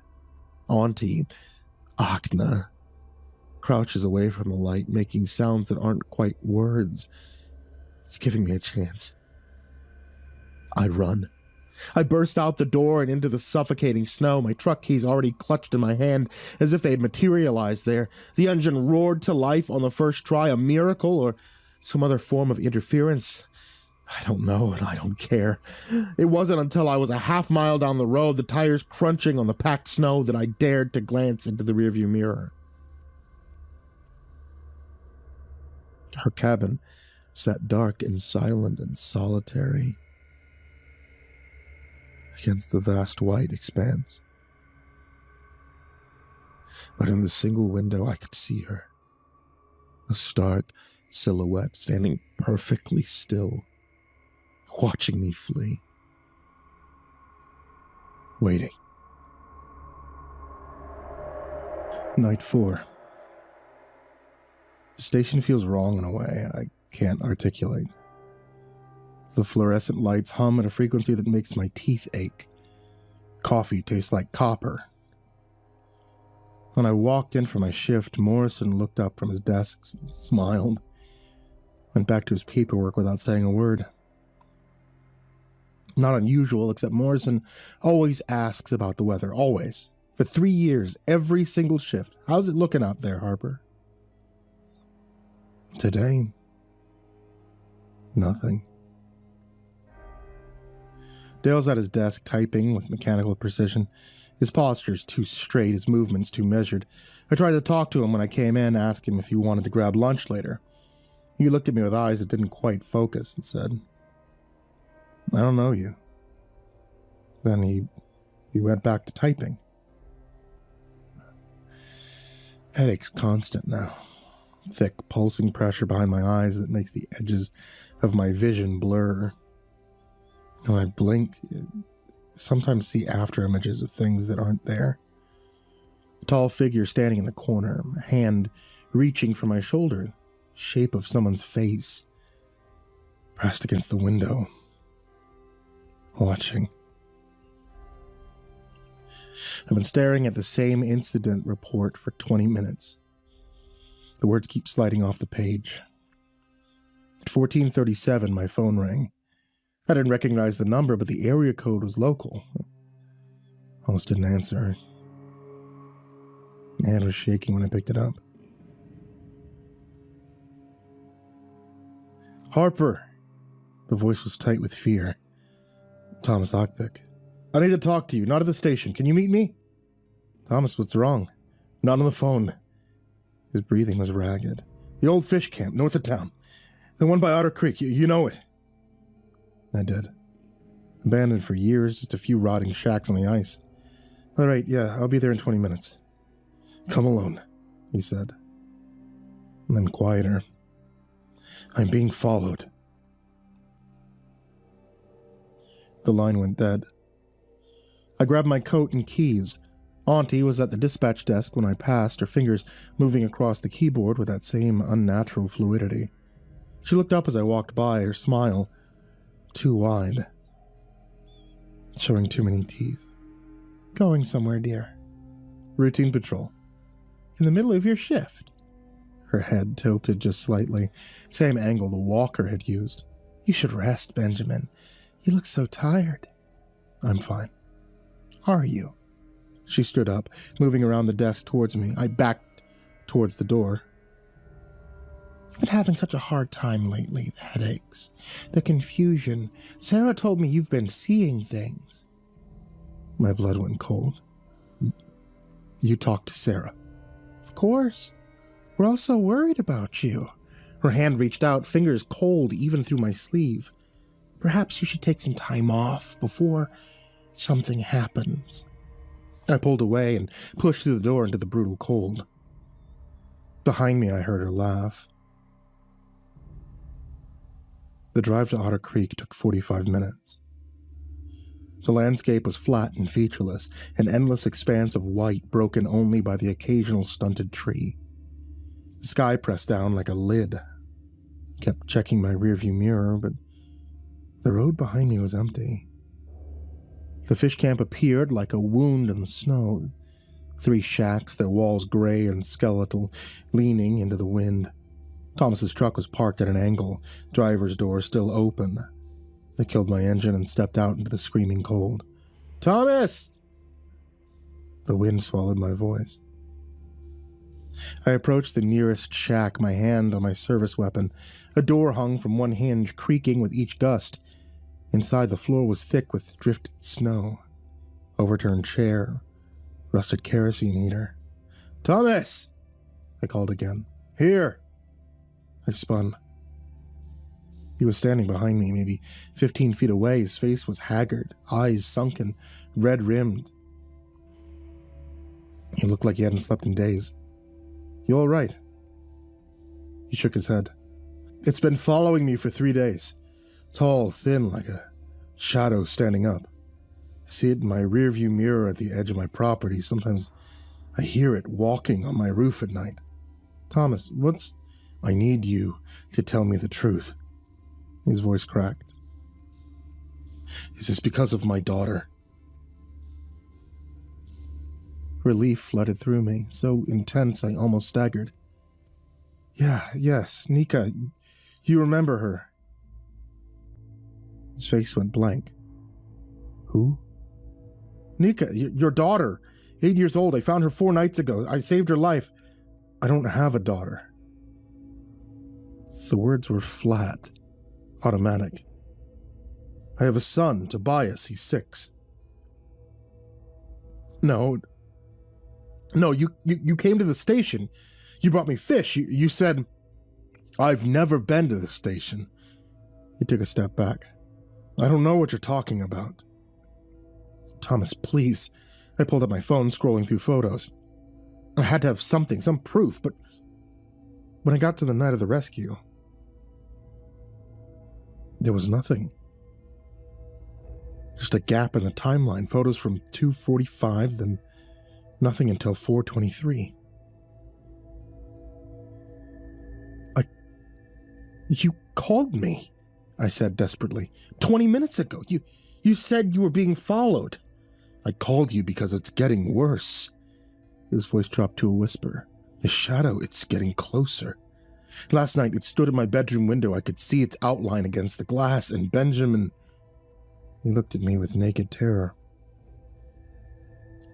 "It was wearing your coat." The cold suddenly felt colder. "What are you talking about?"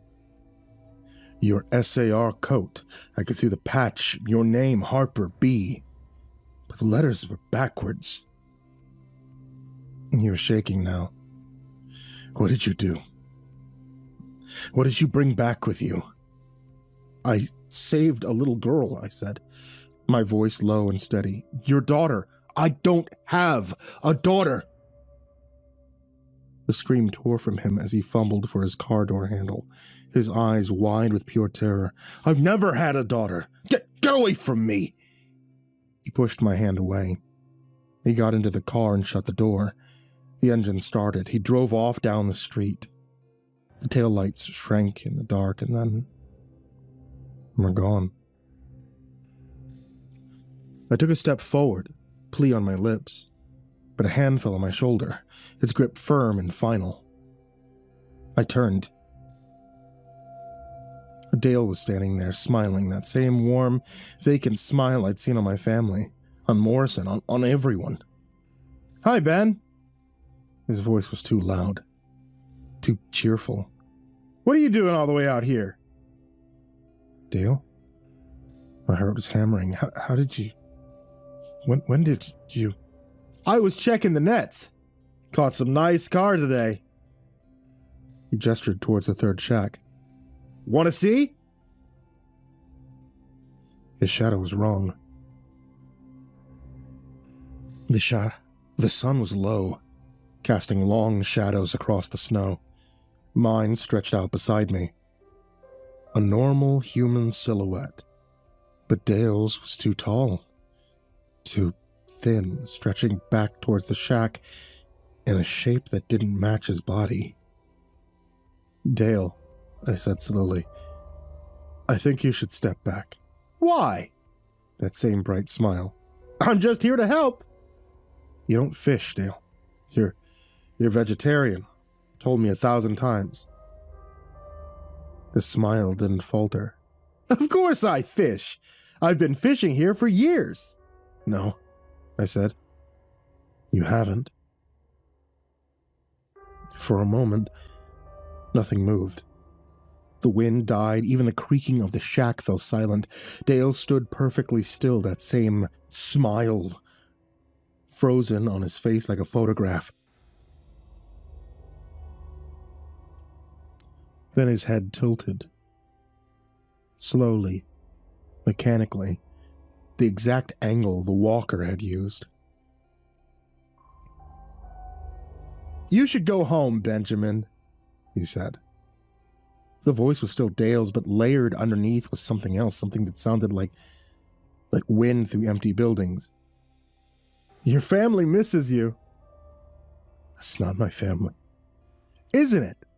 The head tilted further, past any natural range of motion. "Sarah's making dinner. The kids are doing homework. Everything is exactly as it should be. You're the one who's wrong. You're the one who doesn't fit." Behind him, the shadow elongated, stretched. The sunlight seemed to bend around it, creating a void in the shape of a person. I reached for my service weapon, but my hand was shaking too badly to draw it. "Dale, if you're still in there..." "I'm fine," he said, his voice still bright. "Better than fine. I don't have that headache anymore. I don't have those nightmares. I'm not afraid." The smile widened. "You could be like this too, Benjamin. No more pain, no more fear, just peace." "That's not peace," I whispered. "That's nothing."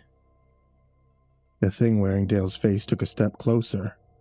In the direct light, I could finally see what Thomas had seen. The skin wasn't quite right. Too smooth, too uniform, like someone had painted over a surface that was never meant to hold paint. And underneath, where the shadow met the snow, there was no texture, there was no depth. Just a flat, absolute black. I grabbed the flashlight from my belt and shone it directly at Dale's face. For a fraction of a second, the light passed through him. I could see the shack behind, the gray wood visible through his chest like he was made of smoke, and then he solidified again, but the smile was gone. His face had gone slack, features settling into something smooth and featureless. The mouth was too wide, the eyes too far apart. "You looked," it said in a voice that was no longer Dale's. "Rule 2. You're not supposed to look." "It's 2 in the afternoon," I said, backing towards my truck. "Rules only apply after 3 a.m. The thing that wasn't Dale laughed. It sounded like ice crackling on a frozen lake. "The rules changed, Benjamin. When you took the debt, you changed them, and now we can come anytime, anywhere, as long as that ledger needs balancing." Behind it, more figures were emerging from the shacks.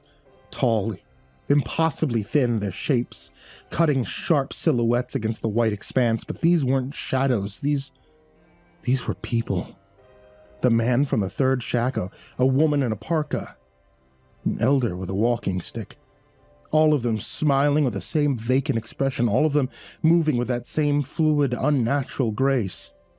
"Dale," I tried one more time. "Dale, I know you're in there. You showed me the photo. You remember Nika. You remember the rules." For a moment, something flickered behind those 2 wide eyes. A spasm of recognition, of fear. "I looked," Dale whispered. His voice suddenly his own again. "Oh God, I looked right at it. It was wearing my mother's necklace, the one I buried with her. I saw it, and I looked, and now..." His eyes snapped back to that placid black. The flicker was gone. Dale zones out sometimes, the thing said in that layered, wrong voice. He'll be fine. He'll be better. He'll be balanced. Dale turned away from me, his movements suddenly jerky and mechanical. He walked back towards the shacks with rigid, upright posture, not looking back. I ran for my truck. The walkers didn't follow. They just stood there, a line of figures against the white, watching as I fumbled with my keys, as I gunned the engine, as I fishtailed away from the camp. In my rearview mirror, I saw Dale get into his truck. He sat perfectly still, hands at 10 and 2, staring straight ahead. Then he drove away in the opposite direction.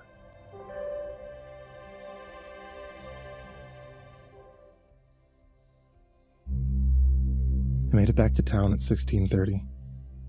The sun was already setting, painting the sky in shades of bruised purple. I didn't go to the station, I went to the library instead. Margaret was at the front desk, stamping books with metronomic precision. When she saw me, her face lit up with that same too-wide smile. "Benjamin, how lovely to see you." I need to see the old SAR records again, from 1956. "Of course, dear." She stood up with impossible fluidity. "Right this way." She led me to the basement. The stairs creaked under our feet. The lights flickered. "You know," she said conversationally, "I've been thinking about our last conversation, about Auntie." "What about her?" "You asked how old she was." Margaret stopped at the bottom of the stairs, turning to face me. In the dim light, I could see that her shadow was too long, stretching back up the stairs in a shape that didn't match her body. "That was very rude, Benjamin. You shouldn't ask elders their age." "Margaret? When did you start working here?" "Oh, I've been here for years." "How many years?" Her smile didn't waver. "Does it matter?" I pushed past her into the archives. The boxes were where I'd left them 4 days ago, but when I opened them, the photos were different. The group photo from 1956, the one with Auntie in the back row. She was gone, just a gap where she should have been, the people on either side standing slightly too far apart. Dedication ceremony, 1968. No Auntie. Wartime civil defense meeting, no Auntie. I went through every box, every file, every photograph. She'd been erased, removed from the record like she'd never existed. Except for one photo. At the bottom of the last box, tucked into an unmarked envelope, was a single black and white photo. It was old, the paper yellowed and brittled. The date on the back read February 3rd. She looked exactly the same. Same gray hair, same smile. The caption on the back was in Russian, but someone had translated it in faded pencil. "The witch Akna receives her mark. May God have mercy on her soul." I heard footsteps on the stairs. I shoved the photo in my pocket and turned. Margaret was standing in the doorway, backlit by the stairway lights. Her silhouette was too tall. It was too thin. "Find what you were looking for?" she asked. I didn't answer. I pushed past her and ran up the stairs. Behind me, I heard her laugh. Her laugh just like Akna. "A few more shifts left, Benjamin," she called after me. "The ledger is almost balanced." I burst out into the cold evening air and ran for my truck. The streets were empty, the windows of the houses glowing with warm light. Families gathered for dinner, everything normal and perfect. And wrong. My radio crackled to life. "Unit 17, this is dispatch," Auntie's voice. Calm, professional. "We have a welfare check at 342 Maple Street. Requesting your response." 342 Maple Street. My house. "Negative," I said to the radio. "I'm off duty." "Benjamin," her voice dropped, becoming intimate, threatening. "Your family is waiting for you." Sarah made a pot roast, your favorite. Don't you want to go home? I looked up at my rearview mirror. She was in my back seat, not a reflection, not a shadow, onto herself, flesh and blood, and impossibly there, her hands folded in her lap, that patient smile on her face. You can't run from this, she said softly. The debt doesn't disappear just because you're afraid. It follows you, it waits. And when the ledger finally balances, you'll be grateful for the peace. I threw open my door and fell out into the snow. When I looked back, the truck was empty. And I could still hear her voice, carried on the wind. Few shifts left, Benjamin. Then you'll understand. Then you'll stop fighting. Then you can be accounted for.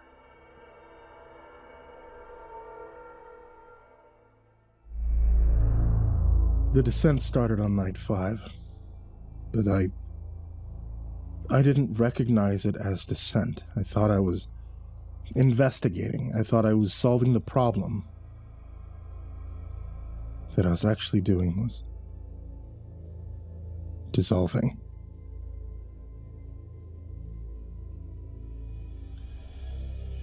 Dale came in from his shift at 1800, and when he saw me at my desk, he smiled with teeth that were slightly too white. Rough day, buddy? He said. And the words were right, the tone was right, but the cadence was mine, the exact rhythm I use when I'm checking on someone who's had a bad call. I'm fine, I said. You always say that. He smiled, his laugh, the one I do when I'm deflecting.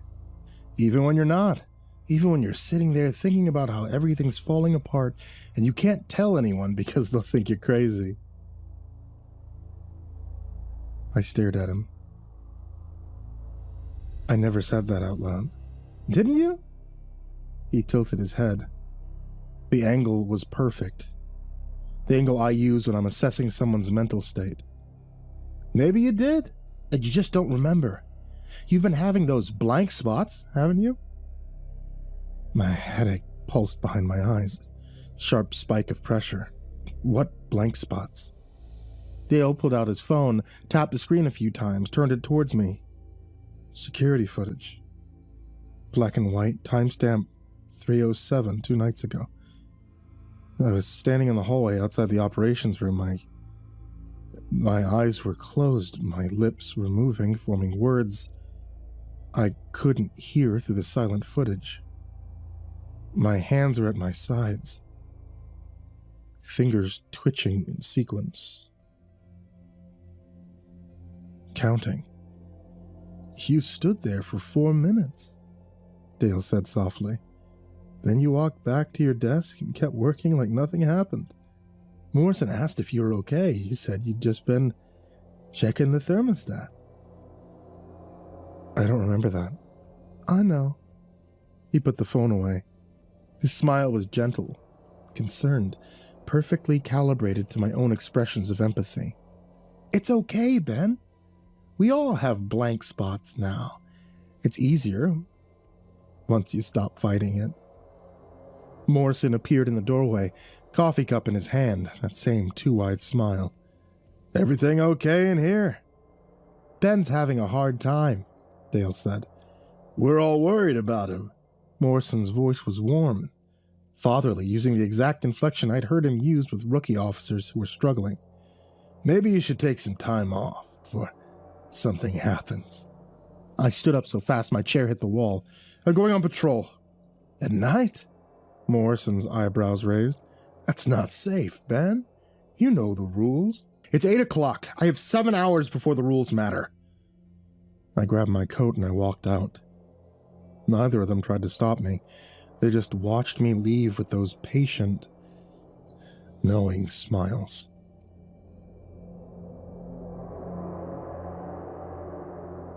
Outside, the cold hit like a fist. -42. Kind of cold that makes your lungs ache, turns your breath to ice crystals before it leaves your mouth. I got in my truck and started driving with no destination in mind, just the need to move, to be away from those smiles. That's when I noticed the night clerk through the station window. Mary, 60-something, always hums hems while she filed paperwork. She was standing perfectly still at her desk, head tilted at that familiar angle, staring directly at me with pupils so dilated her eyes looked black. I drove. The headache had evolved beyond pain into something else. Pressure, density, like my skull was filling with frost, ice crystals forming in the spaces between thoughts. Sometimes when I blinked, I saw after images. A tall figure standing in my peripheral vision, a hand reaching for my shoulder. The shape of someone's face pressed against the passenger window, breath fogging the glass from the inside. I pulled over on an empty stretch of road and checked my phone. 3 missed calls from Sarah. 2 voicemails I couldn't bring myself to listen to. A text from Thomas. Need to talk. I stared at that message for a full minute. Then I opened my phone and scrolled back to the night of the rescue. The gap was still there, photos from 2:45 showing my gear laid out on the station floor, then nothing until 4:23 showing me filing paperwork with what looked like mud on my boots. No, not mud, frozen blood. I drove to Thomas's house. Sat in the driveway for 10 minutes, engine running, heat blasting, trying to steady my breathing. His truck was there. Lights on in the kitchen. Through the window I could see him sitting at the table, head in his hands. I knocked. He opened the door and looked at me with eyes that had forgotten how to sleep. "Show me a picture of your daughter," I said. He just stared. "Nika, your daughter, the one I saved. Show me a picture." Thomas reached into his pocket, pulled out his phone with shaking hands, scrolled through his photos. He turned the screen toward me. A boy, maybe 6 years old. Dark hair, bright smile, holding up a fish almost as big as he was. "Tobias," Thomas said quietly. "My son. My only son." "No!" The word came out broken. "No, you have a daughter. Nika, 8 years old. She took the dog sled out to check the nets. I found her in a frost heave at 3:09, and I brought her back." "I know you did." His voice cracked. "I know you brought someone back, but Ben, I've never had a daughter. I've checked my birth certificates, my tax records, my wife's medical files. We only had Tobias. He's 6. But I remember thanking you for saving Nika. I remember bringing you salmon. I remember her face." He grabbed my arm, fingers digging in hard. "I remember things that never happened, and the more I try to hold on to those memories, the more they slip away and they get replaced by things they feel wrong. Wrong, but everyone else says they're right." "What do you mean?" "Bias's birthday. My wife and I celebrated it 2 weeks ago. He turned 6. But when I look at the photos, he's in clothes that are too small. And in the background, there's a shadow. Tall, thin, wearing something that looks like your SAR coat. And I can see your name patch, but the letters are backwards." The frost behind my eyes expanded. "What did I bring back?" I whispered. "I don't know." Thomas's eyes were wet. "But it's wearing your face now. 3 nights ago, Tobias woke up screaming, saying there was a man in his room who looked like Officer Harper, but his smile was wrong. I checked, I found nothing. When I turned on the lights, there were boot prints in the frost on his window." From the inside, Ben. Like someone had been standing in his room, breathing on the glass. I backed away from his door. My mind fractured. I'm sorry, I said. Don't be sorry. His voice followed me to my truck. Just fix it. Whatever you did, whatever deal you made, fix it. Fix it before it takes everyone.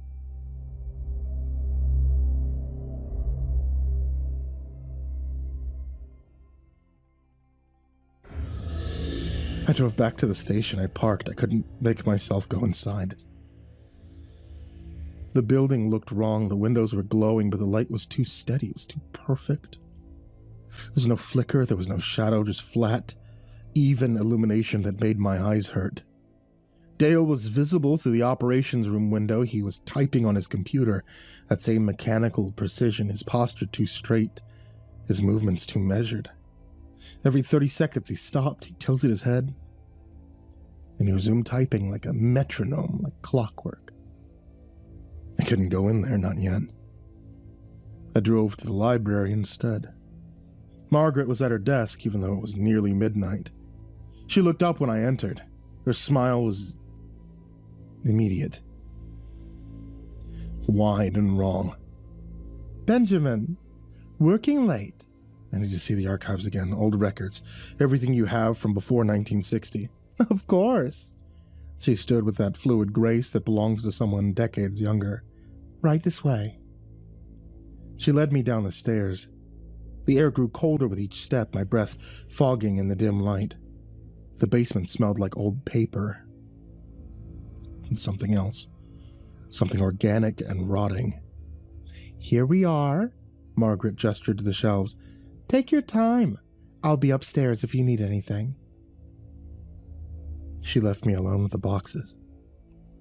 I started pulling files, incident reports from the 1950s, search and rescue logs, community newsletters, every document I'd looked at before, trying to trace Akna's presence through the decades, but the photos, they were different now. 1956 group photo, Auntie was back. She was standing in the second row this time, clearly visible, same gray hair, same smile. 1968 dedication ceremony, there she was, front and center, shaking hands with the mayor.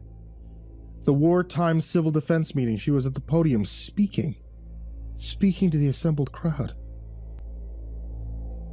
She hadn't been erased, she'd been rewritten, made more visible, more present, like reality was retroactively adjusting to accommodate her existence. I kept digging, going further back. 1947, a photo of volunteers clearing snow from the old airstrip. Auntie in the background holding a shovel. 1932, a blurry shot of a town meeting, Auntie sitting in the third row. 1921, a formal portrait, the kind taken with old cameras that required long exposures. Everyone else slightly blurred from small movements, but Auntie was perfectly clear, standing at the edge of the frame with her hand on the shoulder of a small girl. That girl maybe 8 years old. I turned the photo over, written in faded ink, rescue volunteers with the Koczynski girl, found alive after 3 days. Miracle. That girl. The girl looked exactly like Nika. My hands were shaking so badly I almost dropped the photograph. I kept going, pulling boxes I hadn't noticed before, files that seemed to appear as I searched, and in every decade, every generation, there was a photo. A young girl lost and found, and in every photo, somewhere in the frame, was Auntie. 1909, a child found in a snowdrift. 1887, a girl who wandered away during a storm. 1856, a daughter thought drowned beneath the ice. All of them the same age. All of them with the same dark eyes, the same serious expression. All of them alive because someone had found them. Someone had gone into the dark and brought them back, and in each case, within a month of the rescue, someone else had vanished. An adult, a volunteer, a hero. The ledger always bounced. I was about to close the last box when I found it. Not a photo, a book. Leather cover, walrus ivory toggle. Kind of binding that predated modern bookmaking. I opened it with trembling fingers and the pages crackled with age. The handwriting was Cyrillic mixed with Inupiaq symbols, scripts flowing together like water mixed with oil. But I could read the first entry, maybe because I needed to, maybe because it wanted me to. Achna, daughter of the storm, 1721, keeper of the balance. Let no debt go unpaid, let no name leave the ledger, except in exchange for another. Her name was written in rust-brown ink. Blood ink. Every page that followed was filled with names, hundreds of them, thousands. Each one carefully inscribed, each one crossed out with a single decisive line, and next to each crossed name, another name, written in fresh ink. I flipped through decades, centuries. The handwriting never changed, the same careful script, the same shaky hand. At the very back, on the most recent page, I found my own name. Harper, Benjamin, SAR officer, debt assumed, 307, 6th night. Balance due 7th night. Below my name, a blank line waited. I sat there in the cold basement holding the book, understanding finally what this was, not a record, a contract, a bill of sale. The physical manifestation of the deal Achna had made 3 centuries ago. The book was still open to my page when I heard footsteps on the stairs. Margaret descended slowly, each step deliberate. When she reached the bottom, she looked at the book in my hands. Her smile never wavered. "You found it," she said. Her voice layers now, multiple tones braided together. "That's good. It's better when they understand." "How long have you been one of them?" 37 years. She said it simply, like she was telling me her anniversary. "I was a school teacher. There was a little boy lost in a whiteout. I found him, brought him home. Everyone called me a hero." Her head tilted. 3 days later, I looked at a walker. I really looked, and then I understood. It's not so bad, Benjamin. You stop feeling cold. You stop feeling afraid. You just continue. That's not life. No, she agreed. But it's not death either. It's service. It's purpose. The ledger needs keepers. The balance needs maintaining. Achna can't do it alone anymore. She's so tired, Benjamin. 300 years is so long. She needs help. I stood clutching the book. Where is she? Where she always is. Where she's been waiting for you since you took the debt. Margaret gestured toward the stairs. At the station. At 307. She'll be at the dispatch desk with the fountain pen, and all you have to do is sign the line below your name. Write someone else's name there. Anyone. A tourist who underestimates the cold. A drunk who won't be missed. An elder who's ready to walk into the white. Just a name, Benjamin. And then you're free. And if I don't? Then at 307, the walkers come for you. And you become like us, like Dale, like Morrison, like me. Balanced. She smiled that patient, empty smile. Forever. I pushed past her and ran up the stairs. Behind me, I heard her call out, voice echoing in the basement space. "You can't run from a debt, Benjamin. It follows you. It always collects." I burst out into the street with a book under my arm. My truck was where I'd left it, engine still running, heat still blasting. I got in, and I checked the time. 2:23. 44 minutes. I drove back to the station with the book on the passenger seat. Its presence, a cold weight that seemed to press against my ribs. The streets were empty, no cars, no people, just the flat expanse of snow and the buildings standing like monuments to ordinary life. The station lights were on. Through the windows, I could see them. Dale at his desk, Morrison in the break room, the night clerk at her station, all of them moving with that same fluid, measured grace, all of them waiting. I parked and I sat there, engine idling, watching them. In the rearview mirror, I saw a movement, a figure approaching from behind, tall and thin, silhouette cutting sharp against the aurora-lit sky. It walked with purpose, with recognition, boots leaving no prints in the snow. I looked down at the book, opened it to my page, stared at the blank line below my name. All I had to do was write. Choose someone, anyone. Transfer the debt.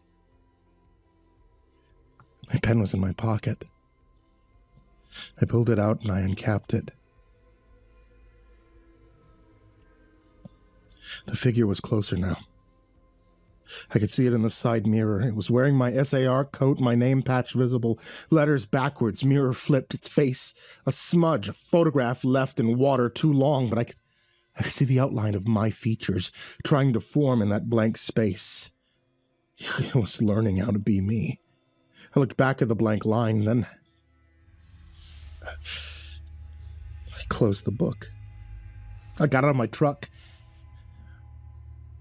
I walked back to the station with the book under my arm.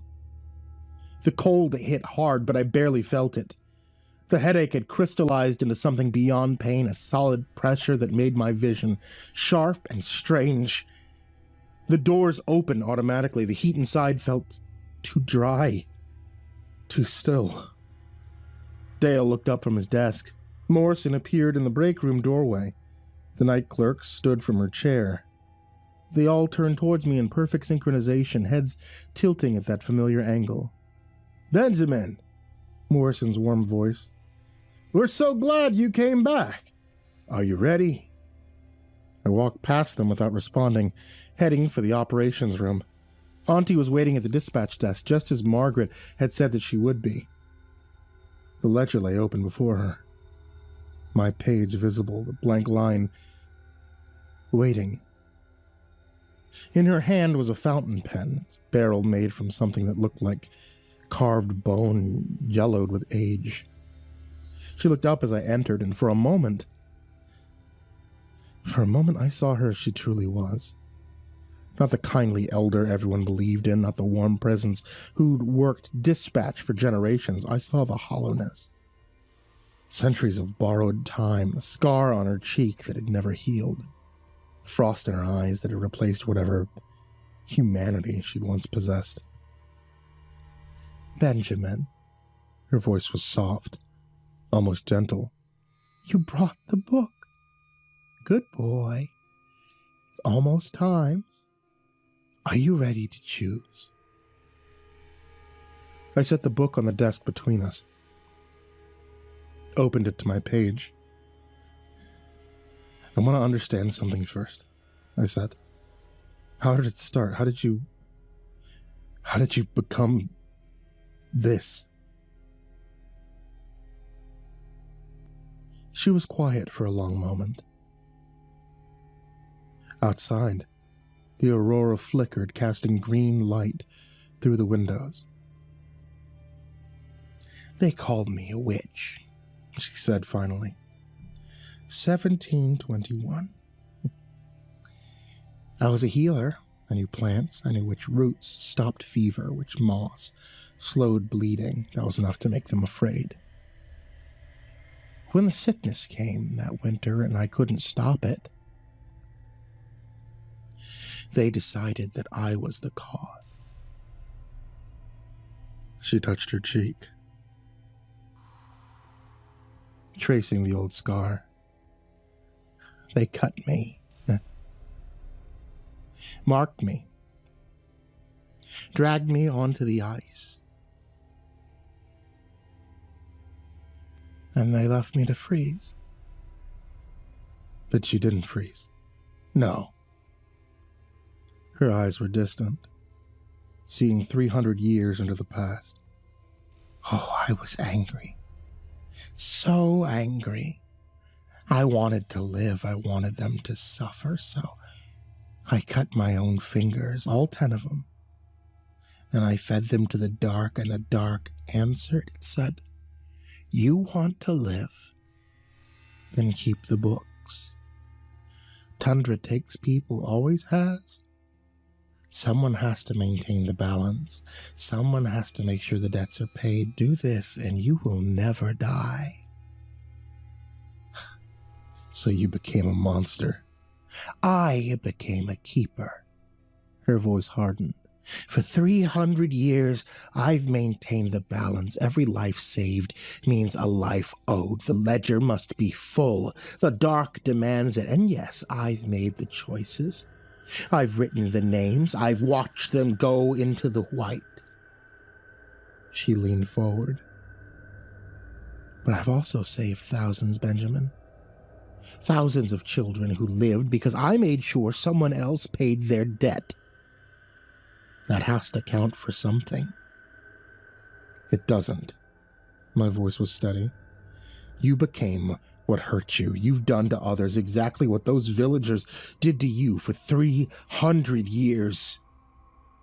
Their face twisted. You don't understand. You can't understand. The dark doesn't forgive debts. It doesn't forget. If I stop, if the ledger goes unfilled, it takes everything, everyone. The balance collapses. Then let it collapse. She laughed, sharp and bitter. You sacrifice this entire town, everyone you've ever met, for what? Principle. No. I picked up the book. He held it between us. I'd sacrifice the system, the one that you've been feeding for 3 centuries, the one that only exists because you kept agreeing to it. I opened the book to the first page, to her name written in blood ink, never crossed out. The ledger says the debt can be paid by the hand that wrote it, I said. You wrote your name first. You made the deal. You've been paying with other people's lives for 300 years, but the original debt, that was yours, Akna. It's always been yours.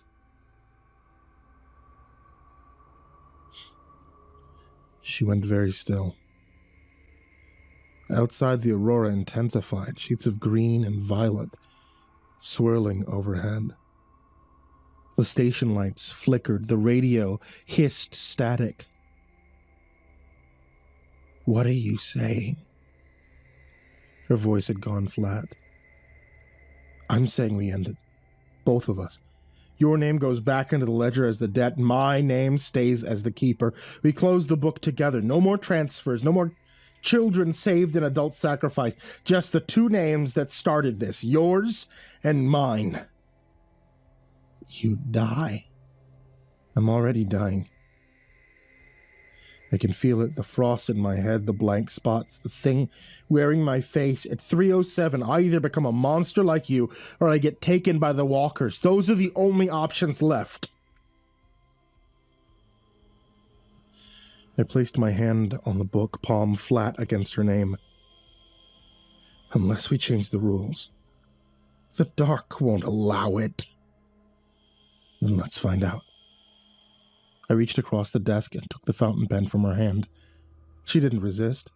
For the first time in 300 years, I saw uncertainty in her eyes. I capped the pen. I placed the tip against the page right over her name. What are you doing? Finishing your story. The way it should have ended in 1721. With a choice, with agency, with an ending that's yours. And not theirs. I began to write. Not a new name below mine, but a line through hers, crossing out, Akna, daughter of the storm, 1721. She sucked in a sharp breath, the lights flickering violently, the radios shrieked, and she grabbed my hand. Her fingers, cold and brittle, pressed my palm down against the page alongside hers.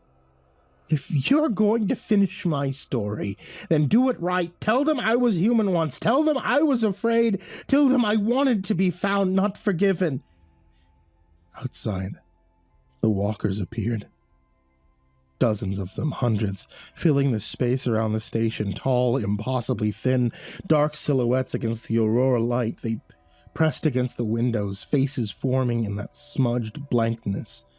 All the people who'd looked, all the debts that had never truly cleared.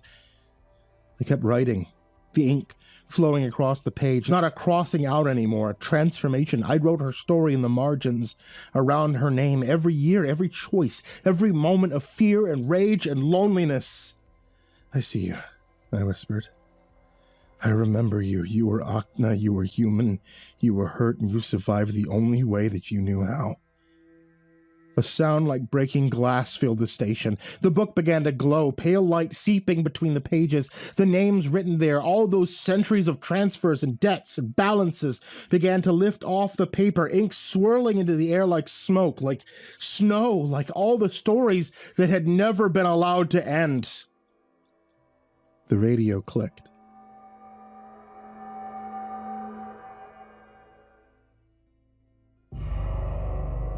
.307.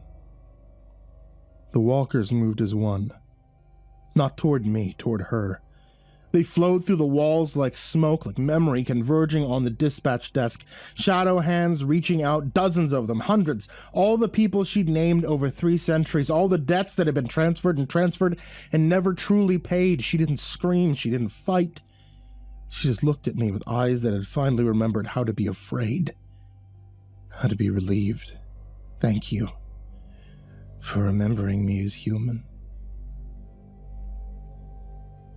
And then the walkers took her.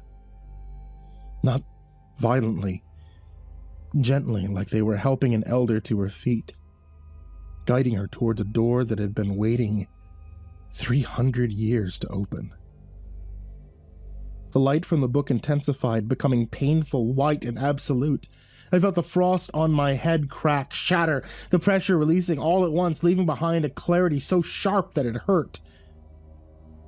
The station went completely black.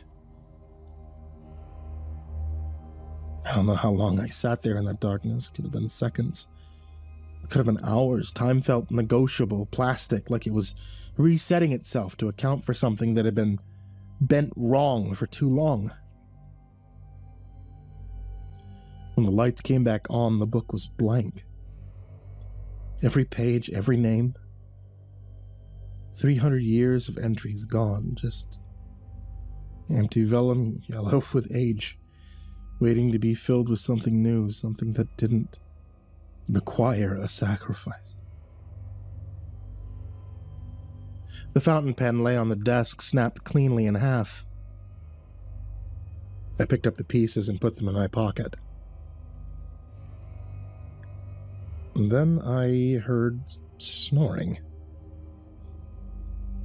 Dale was asleep at his desk, head pillowed on his arms, breathing deep and even.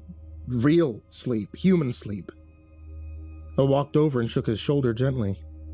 He startled awake, looking around in confusion. Ben? What time is it? Why am I here? Hold it on lighter, I said. Come on, let's get some coffee. In the break room, Morrison was slumped in a chair, coffee cup still in his hand, completely out. The night clerk was gone, her coat missing from the rack. Probably went home hours ago and nobody noticed. Everything felt normal, mundane, real in a way it hadn't been for 7 days. I checked the security footage, scrubbed back to 3:07. Timestamp showed my usual patrol routine, no standing in hallways, no whispering, no blank spots, just me. Filling out paperwork, looking tired, but human. The blank spots were gone. The false memories were gone. The thing wearing my face was gone. I drove home as the sun rose, painting the tundra in shades of pink and gold. The roads were empty. The town was waking up slowly, smoke rising from chimneys, people starting their ordinary days. My house looked the same as always. Sarah's car in the driveway, kitchen light on. I sat in the truck for a long moment, afraid of what I'd find inside. Then, I walked in. Sarah was making breakfast. The kids were at the table arguing over the last waffle. They all looked up when I entered, and Sarah's expression was wary. Hurt, but real. Genuinely hers. "You came back," she said quietly. "I'm sorry." The words felt inadequate. "I'm so sorry. I can't explain where I've been, what I've been doing, but it's over." "Is it?" She looked at me carefully. "Are you back? Really back?" I crossed the kitchen and pulled her into a hug. She was warm and solid, and herself. "I'm back," I said. "I promise." My daughter tugged on my sleeve. "Daddy, you smell like smoke." "I'll take a shower," I said, and we'll have breakfast, all of us, together. It took weeks for things to fully normalize. Thomas brought me salmon again, thanking me for finding his daughter Nika when she'd gotten lost checking the nets. She was 9 now, he said, getting too brave for her own good. The details matched my memories. The timeline made sense. I never asked him if he remembered having a son named Tobias. Some questions are better left alone. The station ran its usual operations: search and rescue, welfare checks, the occasional tourist who underestimated the cold, but the success rate improved. Fewer people went missing, fewer debts needed balancing. Auntie's cabin sat empty. According to the Bureau's record, it had been abandoned since 1978, which now matched what the archive showed. Her name appeared in some historical records, but only where it made sense. A volunteer, a community leader, someone who'd helped when help was needed, and then moved on. The ledger stayed blank. I kept it locked in my desk drawer at the station, checking it occasionally to make sure no new names appeared. It remained empty. Clean. Waiting. The radios still clicked at 3:07. Every single night, that sharp, metallic snap across all 5 channels.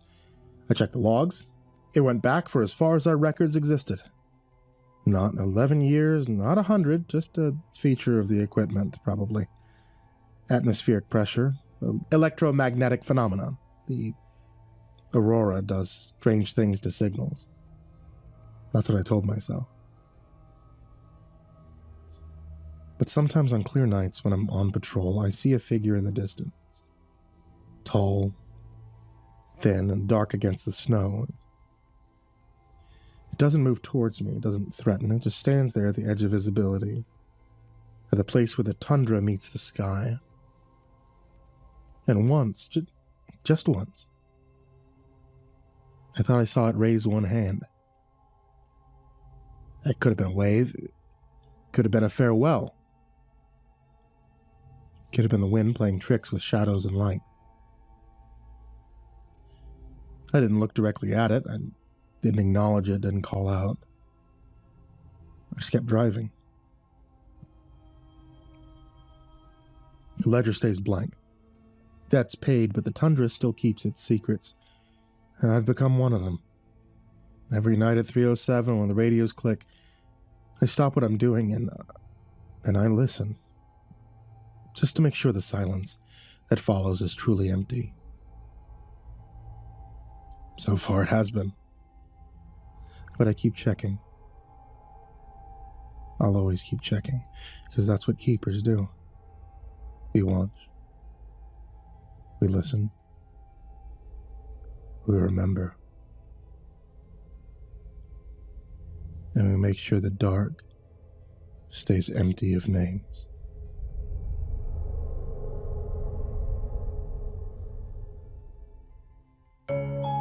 Hey there kids, it's me, Mr. Creepypasta, and we're currently entering fall, which means Halloween is right around the corner. I just want to say thank you guys for watching tonight's video, listening to tonight's episode of the podcast, and to start expecting more audios as we go closer and closer to the spookiest day of the year. Once October starts, you know what that means. I'll be having out a video every single day until Halloween itself, and I expect to see you there. I mean it.